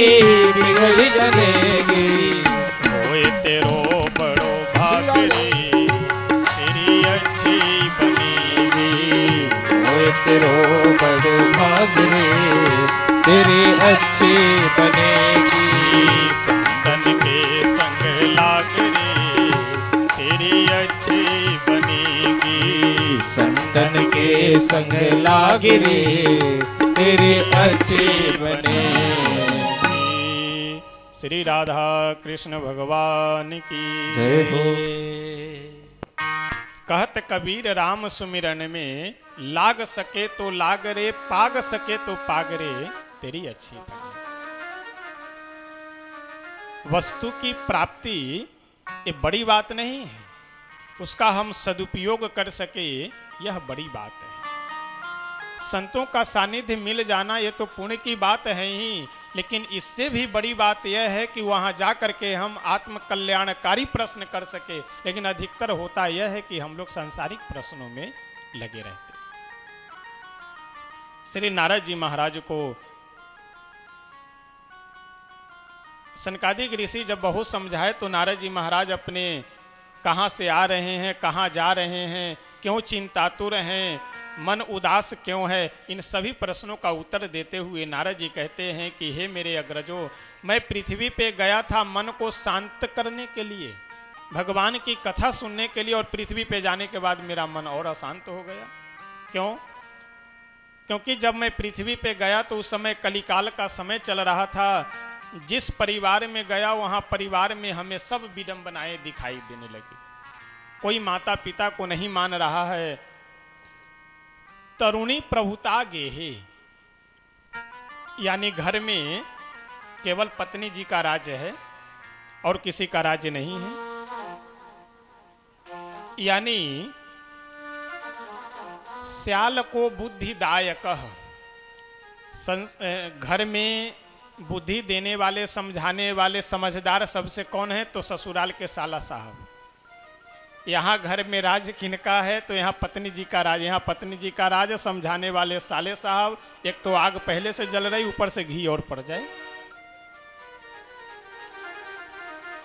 इसका मतलब यह नहीं है कि ससुराल से संबंध हटा लिया जाए। इसका कतई यह मतलब नहीं है कि पत्नी का सम्मान न हो, सबका सम्मान हो, सब कुछ हो। लेकिन एक बात आप विचार कीजिए, ससुराल वालों से संबंध आपका कब हुआ है? जब आपका विवाह हुआ है तभी तो। विवाह से पहले बचपन की स्थिति में किस तरह से आपके माता पिता पाल पोस कर आपको बड़े किए हैं, किन परिस्थितियों से, संकट दुख की घड़ी से वो निकल करके आए हैं, ससुराल वालों को आपको क्या पता चलेगा? जो लोग आजकल साले और इन्हीं सब के कहे में, सास ससुर के कहने में जो लोग अपने घर की पूरी व्यवस्था बदल देते हैं, उन लोगों को मैं यह पूछना चाहता हूं कि बचपन में आप किन किन कठिन परिस्थितियों से गुजरे हैं, किस तरह से आपके माता पिता दुख और संकट सह करके पालन पोषण के, आपके ससुराल वालों को क्या पता है जो आज आप उससे ज्ञान ले रहे हैं? इसलिए सम्मान सबका होना चाहिए, लेकिन विचार अपने घर के सदस्यों से लेना चाहिए, बाहर वाले से नहीं। एक देहाती कहावत है कि घर फूटे तो गंवार लूटे। तो ऐसा नहीं होना चाहिए। अगर घर की बातें आप बाहर बताना प्रारंभ किए तो समझ लीजिए कि उस घर को बर्बाद हो जाना है। घर के सभी लोग अलग अलग लोगों से विचार लेने लगे, एक भाई उनसे विचार ले रहा है, दूसरे भाई उनसे विचार ले रहा है, तीसरे उनसे विचार ले रहा है, उस घर को बर्बाद होने से भगवान भी नहीं रोक सकते हैं। इसका मैं अपने मन से नहीं बोल रहा हूँ। एक बात तो मैं बहुत विनम्रता से निवेदन कर दूं कि यहाँ जो कुछ भी मैं शब्द बोल रहा हूँ या जो कुछ भी प्रसंग, वो अपने मन से नहीं, वे सारे प्रसंग आपको शास्त्र सम्मत और प्रसंगों के अनुरूप ही है। यह बात मैं अपने मन से नहीं कह रहा हूँ, इसका प्रमाण है, उदाहरण है। भगवान भोले शंकर जब सती जी को बार बार समझाए कि जिनको मैं प्रणाम कर रहा हूँ, जिनकी मैं कथा सुन रहा हूँ, जिनका मैं नाम जप कर रहा हूँ, ये राम जी कोई दूसरे नहीं हैं, ये वही राम जी हैं जो ब्रह्म हैं, भगवान हैं। लेकिन फिर भी सती जी मानी क्या? अंत में बोले कि जाओ परीक्षा ले लो, अगर तुम्हें विश्वास नहीं है तो गए जा करके सती जी गई और सीता जी का वेश बना करके परीक्षा ली। भोले बाबा मन ही मन बहुत दुखी होकर के परित्याग भी कर दिए। लेकिन आप पूरा प्रसंग एक एक चौपाई पढ़ लीजिए, भागवत जी में भी अभी आगे प्रसंग आएगा, पूरा प्रसंग आप पढ़ डालिए, लेकिन आपको एक भी पंक्ति ऐसी नहीं मिलेगी कि शंकर भगवान किसी अपने ससुराल वाले से या किसी हित मित्र को बुलाए हों कि आओ जरा मेरी पत्नी को समझाओ, मेरी बात नहीं मान रही है। किसी देवता को नहीं बुलाते हैं, किसी रिश्तेदार को नहीं बुलाए। क्यों? क्योंकि यह स्वाभाविक मनुष्य की मनोवृत्ति है कि अगर घर में आपको थोड़ा सा भी जो है इस तरह की बातें, मतलब मन मुटाव या बात न मानना या एक दूसरे में वैमनस्यता वाली भावना आई, यानी आग लग गई, तो उसमें जो भी व्यक्ति आएगा अधिकतर घी लेकर के ही आएगा, पानी लेकर के बहुत ही कम लोग आएंगे। तो अपने घर की बातों को प्रयास यह करना चाहिए कि हम घर में ही सलट ले, बाहर न जाने पाए। जब घर की बातें बाहर चली जाती है, वही घर समझ लीजिए बर्बाद हो जाता है। तो इसलिए घर में स्याल को बुद्धिदायक पर मैं ये बात बोला हूँ कि अपने साला को, ठीक है साले आपके बड़े अनुयायी हैं, बड़े प्रेमी हैं, बड़े आपके अपने हैं, रहें, लेकिन भाई से सीनियर कभी और ज़्यादा आपका सहयोग करने वाला साला नहीं हो सकते हैं। तो इसलिए सबका सम्मान होना चाहिए, लेकिन जो अपने हैं वह अपने हैं बस। श्री नारद जी महाराज बोले कि यह विडंबना में घर घर की देख करके कि जहां भी देखो वहां बिल्कुल विपरीत दिखाई दे रहा है। आश्रम के आगे लिखा हुआ है ब्रह्मचारी जी का आश्रम, और अंदर जाओ तो बच्चे खेल रहे हैं। पता लगा कि इनके बच्चे हैं तो ब्रह्मचारी जी के पुत्र हैं। आश्रम के बाहर लिखा हुआ है ये तपस्वी जी का आश्रम है, और अंदर जाओ जो है तो फॉर्च्यूनर गाड़ी खड़ी है। यह सब विपरीत स्थिति दिखाई दे रही है। और यह बात कहने का नारद जी का तात्पर्य मानो यह है कि आए थे हरि भजन को ओटन लगे कपास, यह स्थिति जिन लोगों की है उन लोगों के लिए। अब मंच से ये सब बातें तो नहीं बोलनी चाहिए जो है, लेकिन अब प्रसंग आ जाता है तो अब कहना पड़ता है।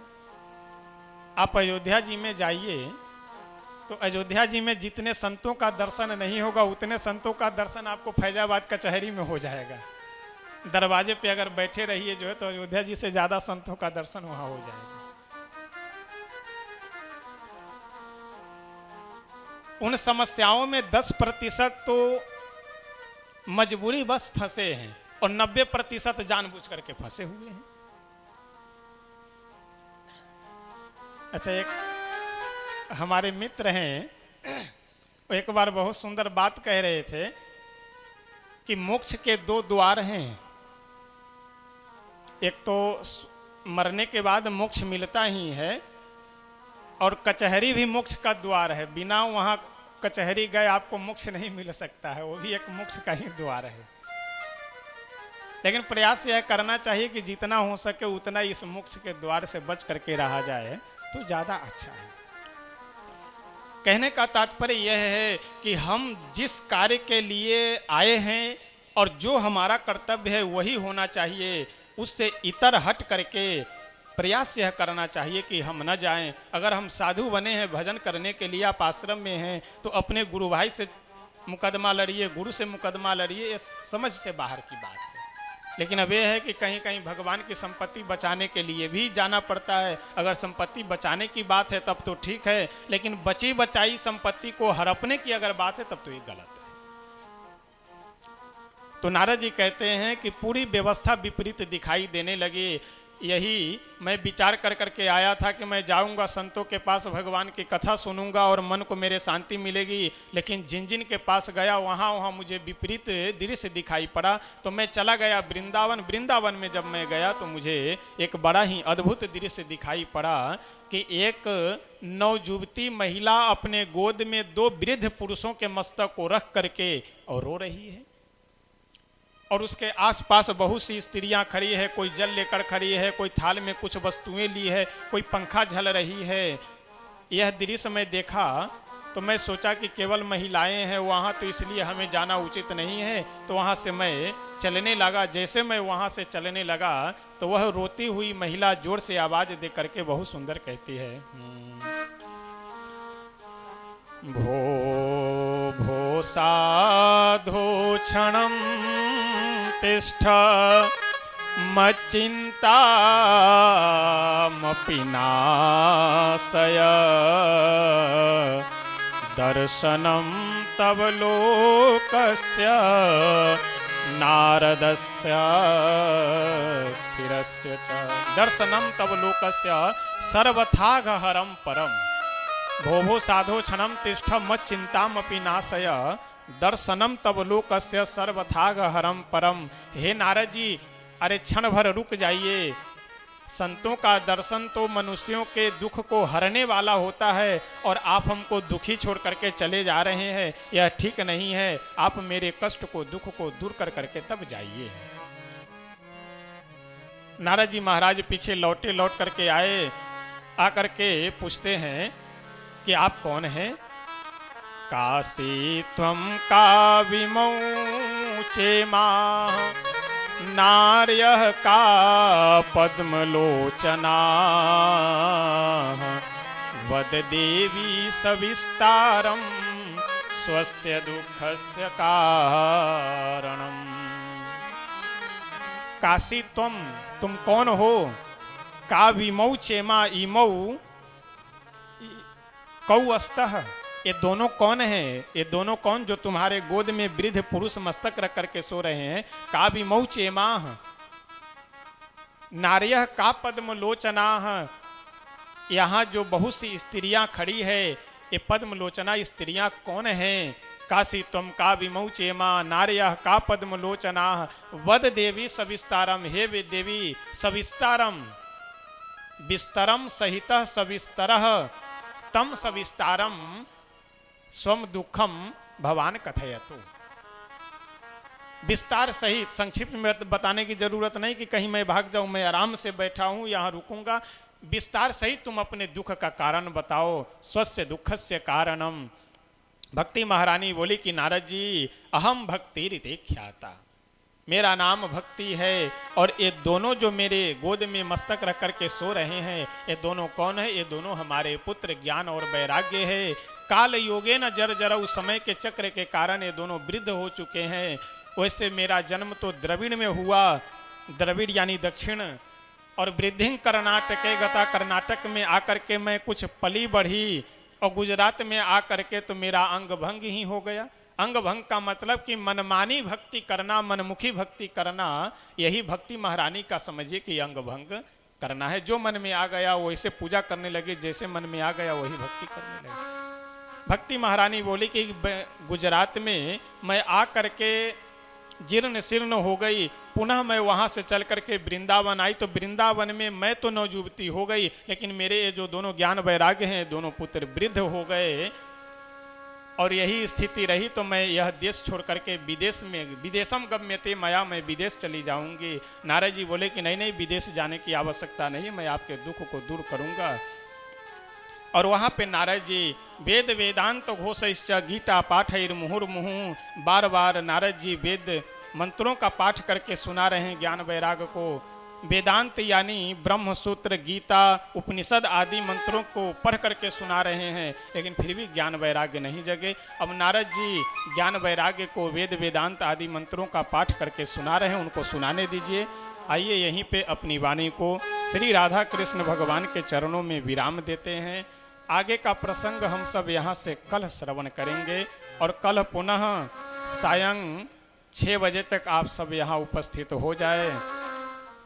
वैसे तो गृह कारज नाना जंजाला, हर जगह तो जंजाल लगा ही रहता है और हर समय तो काम लगे ही रहते हैं, लेकिन इस तरह के आयोजन जब कहीं भी जहाँ कहीं भी हो, उसमें प्रयास यह करना चाहिए कि अपने गृह कार्यों से समय निकाल करके आप जा करके वहाँ कुछ श्रवण करें, कुछ समय दे, तो उसे विशेष लाभ की प्राप्ति होगी। तो आज तो 1 दिवस की कथा लगभग अपने समापन की ओर है। 6 दिन और कथाएं जो बची हुई है उसमें आप सब समय से यहाँ उपस्थित हो, ताकि इस आयोजन का जो लाभ है वह करेंगे लगन से, उतना ही अधिक आपको पुण्य की प्राप्ति होगी। और चप्पल जूता इन सब चीज़ों पे कल से जो है थोड़ी व्यवस्था की, घर में भी जहाँ तहाँ सब लोग चप्पल पहन करके न घूमें, मंडप के आसपास भी चप्पल भी, यानी मंडप के आसपास जो है चप्पल पहन करके नहीं, ऐसी व्यवस्था बना दीजिए कि अलग रहे। और पंडाल में भी जो है चप्पल कहीं किनारे ही खोल करके बैठे तो ज़्यादा, चारों तरफ चप्पल चप्पल करना ठीक भी नहीं है। और कुर्सी वगैरह है तो कुर्सी देख लिया जाएगा, कुर्सी इसी साइड में लगाइए पीछे से जो है, और एक तरफ जो है पूरा खाली ही रहने दीजिए। तो ये सब व्यवस्थाएं कल से विशेष रूप से ध्यान दीजिए। और घर में जितनी पवित्रता हो सके उतनी पवित्रता रहे। वैसे तो भोजन में शायद लहसुन प्याज बंद ही हो गया होगा कि पड़ रहा है, बंद है, हाँ तो बिल्कुल वो भी बंद रहे। और घर में शुद्धता पवित्रता ये जितनी रहेगी उतना ही समझ लीजिए कि इस आयोजन का समझिए जो पूर्ण रूप से लाभ मिलना चाहिए वह लाभ मिलेगा। और यदि देखिए 9 ग्रहों में कुछ शुभ ग्रह हैं, कुछ अशुभ ग्रह हैं और कुछ पापक ग्रह हैं। तो राहु केतु जो है ये सदैव पापक ग्रह ही रहते हैं। उसे कई तरह के लाभ भी हैं इनसे, ऐसा नहीं कि नुकसान करने ही वाले हैं, लेकिन इनका स्वभाव है हमेशा टेढ़ा चलना। तो उसी तरह से ये सब जो आयोजन होते रहते हैं इसमें भी कुछ राहु केतु लोग विघ्न डालने वाले आते रहते हैं। तो अगर ऐसे कोई व्यक्ति विघ्न डालने वाले दिखाई पड़े कि कुछ तरह से वाद विवाद या कुछ इस तरह की बात बोले जिससे आप कुछ प्रतिक्रिया कीजिए, कुछ नहीं, जो कोई कुछ बोला बस हंस करके टाल दीजिए, हाँ हाँ ठीक है बाद में बात करेंगे। गाली भी दे रहा हो बोल दीजिए ठीक है दे लो बाद में बात करेंगे। यानी कथा भर बिल्कुल एकदम मन को शांत, मन को आनंद, जिसको जो कहना है कहे, चुपचाप केवल तन मन धन तीनों से समर्पित हो करके पूजा सेवा भजन कथा इसी सब में अपने मन को लगा करके रखिए। परिवार के सभी सदस्यों से विशेष यह निवेदन है। अब आइए अपने वाणी को यहीं पे श्री राधा कृष्ण भगवान के चरणों में विराम देते हैं। प्रेम से हम सब स्तुति करते हैं और स्तुति करने के बाद संकीर्तन करेंगे, फिर आरती कर कर प्रसाद लेकर के तब अपने अपने गंतव्य स्थान को प्रस्थान करेंगे। शरण में आए हैं हम तुम्हारे, दया करो हे दयालु भगवन। शरण में आए हैं हम तुम्हारे, दया करो हे दयालु भगवन। शरण में आए दया करो हे दयालु भगवन। शरण में आए हैं हम तुम्हारे, दया करो हे दयालु भगवन। सुधारो बिगड़ी दशा हमारी, दया करो हे दयालु सुधारो बिगड़ी दशा हमारी, दया करो हे दयालु भगवन। शरण में आए हैं हम तुम्हारी, दया करो हे दयालु भगवन। शरण में आए हैं हम तुम्हारे, दया करो हे दयालु भगवान। भले जो है हम तो हैं तुम्हारे, बुरे जो हैं हम तो हैं तुम्हारे। भले जो है हम तो है तुम्हारे, बुरे जो है हम तो है तुम्हारे। भले जो है हम तो हैं तुम्हारे, बुरे जो हैं हम तो हैं तुम्हारे। भले जो है हम तो हैं तुम्हारे, बुरे जो हैं हम तो हैं तुम्हारे। तुम्हारे हो कर हो हम दुखारी, दया करो हे दयालु भगवन। शरण में आए हम तुम्हारे, दया करो हे दयालु भगवन। शरण में आए हैं हम तुम्हारे, दया करो हे दयालु भगवन। शरण में आए हैं हम तुम्हारे, दया करो हे दयालु भगवन। शरण में आए हैं हम तुम्हारी, दया करो हे दयालु भगवन। शरण में आए हैं हम तुम्हारी, दया करो हे दयालु भगवन। न हम में बल है न हम में शक्ति, भरो हमारे में ज्ञान भक्ति। न हम में बल है न हम में शक्ति, भरो हमारे ज्ञान शक्ति। न हम में बल है न हम में भक्ति, भरो हमारे में ज्ञान भक्ति। न हम में बल है न हम में शक्ति, भरो हमारे में ज्ञान भक्ति। तभी कहाओगे तापहारी, दया करो हे दयालु भगवन। तभी कहाओगे तापहारी, दया करो हे दयालु भगवन। सुधारो बिगड़ी दशा हमारी, दया करो हे दयालु भगवन। सुधारो बिगड़ी दशा हमारी, दया करो हे दयालु भगवन। शरण में आए हैं हम तुम्हारी, दया करो हे दयालु भगवन। शरण में आए हैं हम तुम्हारे, दया करो हे दयालु भगवन। हरे राम राम राम सीताराम राम राम। हरे राम राम राम सीताराम राम राम। हरे राम राम राम सीताराम राम राम। हरे राम राम राम सीताराम राम राम। हरे राम राम राम सीताराम राम राम। हरे राम राम राम सीताराम राम राम। हरे राम राम राम सीताराम राम राम। हरे राम राम राम सीताराम राम राम। हरे राम राम राम सीताराम राम राम। हरे राम राम राम सीताराम राम राम। हरे राम राम राम सीताराम राम राम। हरे राम राम राम सीताराम राम राम। हरे राम राम राम सीताराम राम राम। हरे राम राम राम सीताराम राम राम। हरे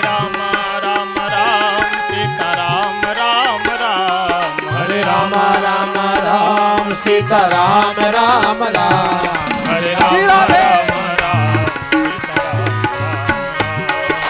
राम राम सीताराम राम राम। हरे राम राम सीताराम राम।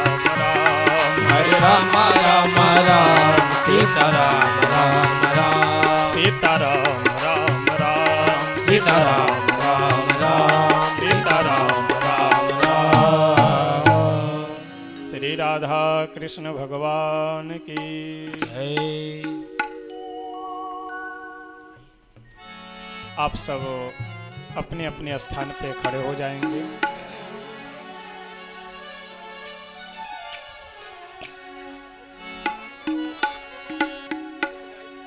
नीचे से ही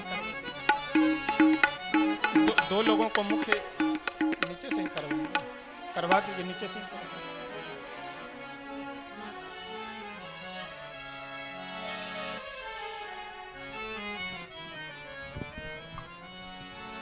आइए सभी भक्त खड़े होकर के प्रेम से आरती गुनगुनाते हुए आरती करेंगे। मध्य मंदगत से करतल ध्वनि करते हुए आरती गुनगुनाते हुए प्रेम से भगवान श्री भागवत भगवान की आरती गाएंगे। ओम आरार्तिक्यम प्राज्वाल ज्वालामालिनी नमः। ओम इदगुं हविः प्रजननं मे अस्तो दशवीरगुं सर्वगणगुं स्वस्ताये आत्मसनि प्रजासनि वासुसनि लोकसन्यभयसनिः अग्निः प्रजां बाहुलां मे करोत्वन्न पयोरेतु अस्मासु दत्तः।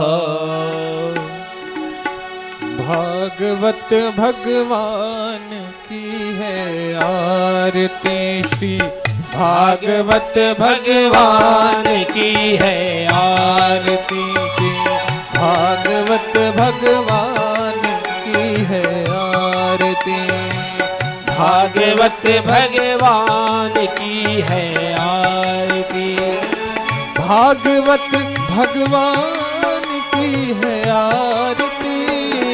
भागवत भगवान की है आरती। पापियों को पाप से है तारती श्री पापियों को पाप से है तारती श्री भागवत भगवान की है आरती।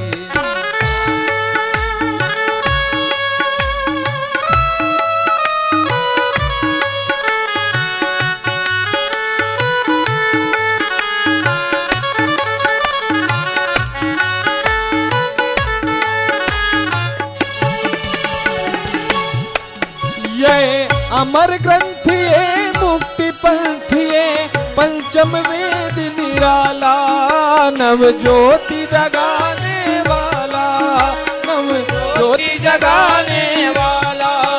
यह अमर ग्रंथ यह मुक्ति पंथ यह पंचम वेद निराला नव ज्योति जगाने वाला नव ज्योति जगाने वाला।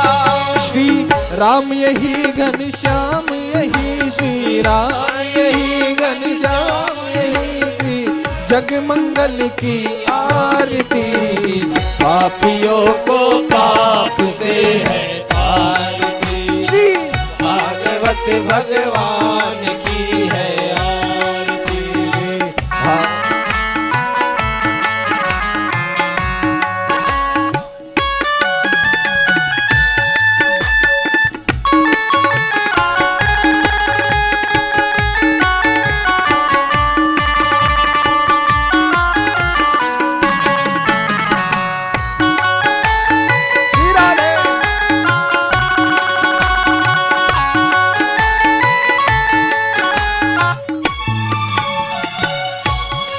हो यह शांति गीत पावन पुनीत पापों को मिटाने वाला हरि दर्श कराने वाला हरि दर्श कराने वाला।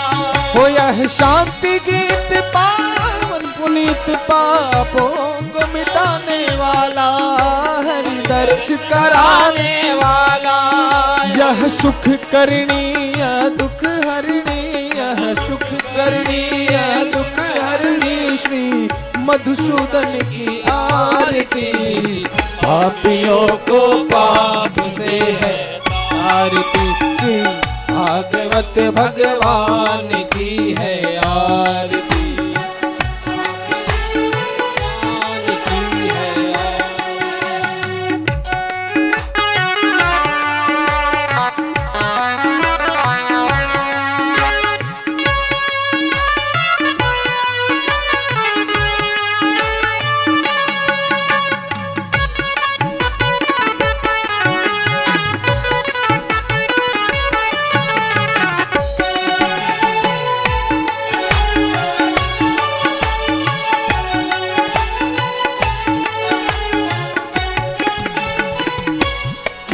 यह मधुर बोल जग पंथ खोल, सन्मार्ग दिखाने वाला, बिगड़ी को बनाने वाला, बिगड़ी को बनाने वाला। हो यह मधुर बोल जग पंथ खोल, सन्मार्ग बताने वाला, बिगड़ी को बनाने वाला, बिगड़ी को बनाने वाला। श्री राम यही घनश्याम यही, श्री राम यही घनश्याम यही, ये तो प्रभु महिमा की आरती। पापियों को पाप से है तारती, भागवत भगवान की है आरती। भागवत भगवान की है आरती। कर्पूर गौरम करुणावतारम, संसार सारम भुजगेन्द्रहारम, सद्भावसतम हृदयारविन्देवं भवामि सहितं नमामि। त्वमेव माता च पिता त्वमेव, त्वमेव बन्धुः च सखा त्वमेव, त्वमेव वीर्या द्रविणं त्वमेव, त्वमेव सर्वं मम देव देव। हरे राम राम राम सीता राम राम राम, हरे राम राम राम सीता राम राम राम, हरे राम राम राम सीता राम राम राम, हरे राम राम राम सीता राम राम राम, हरे राम राम राम सीता राम राम राम, हरे राम राम राम सीता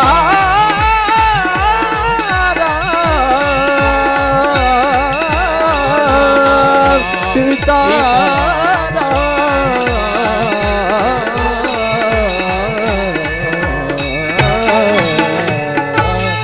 बोले भागवत भगवान की जय हो।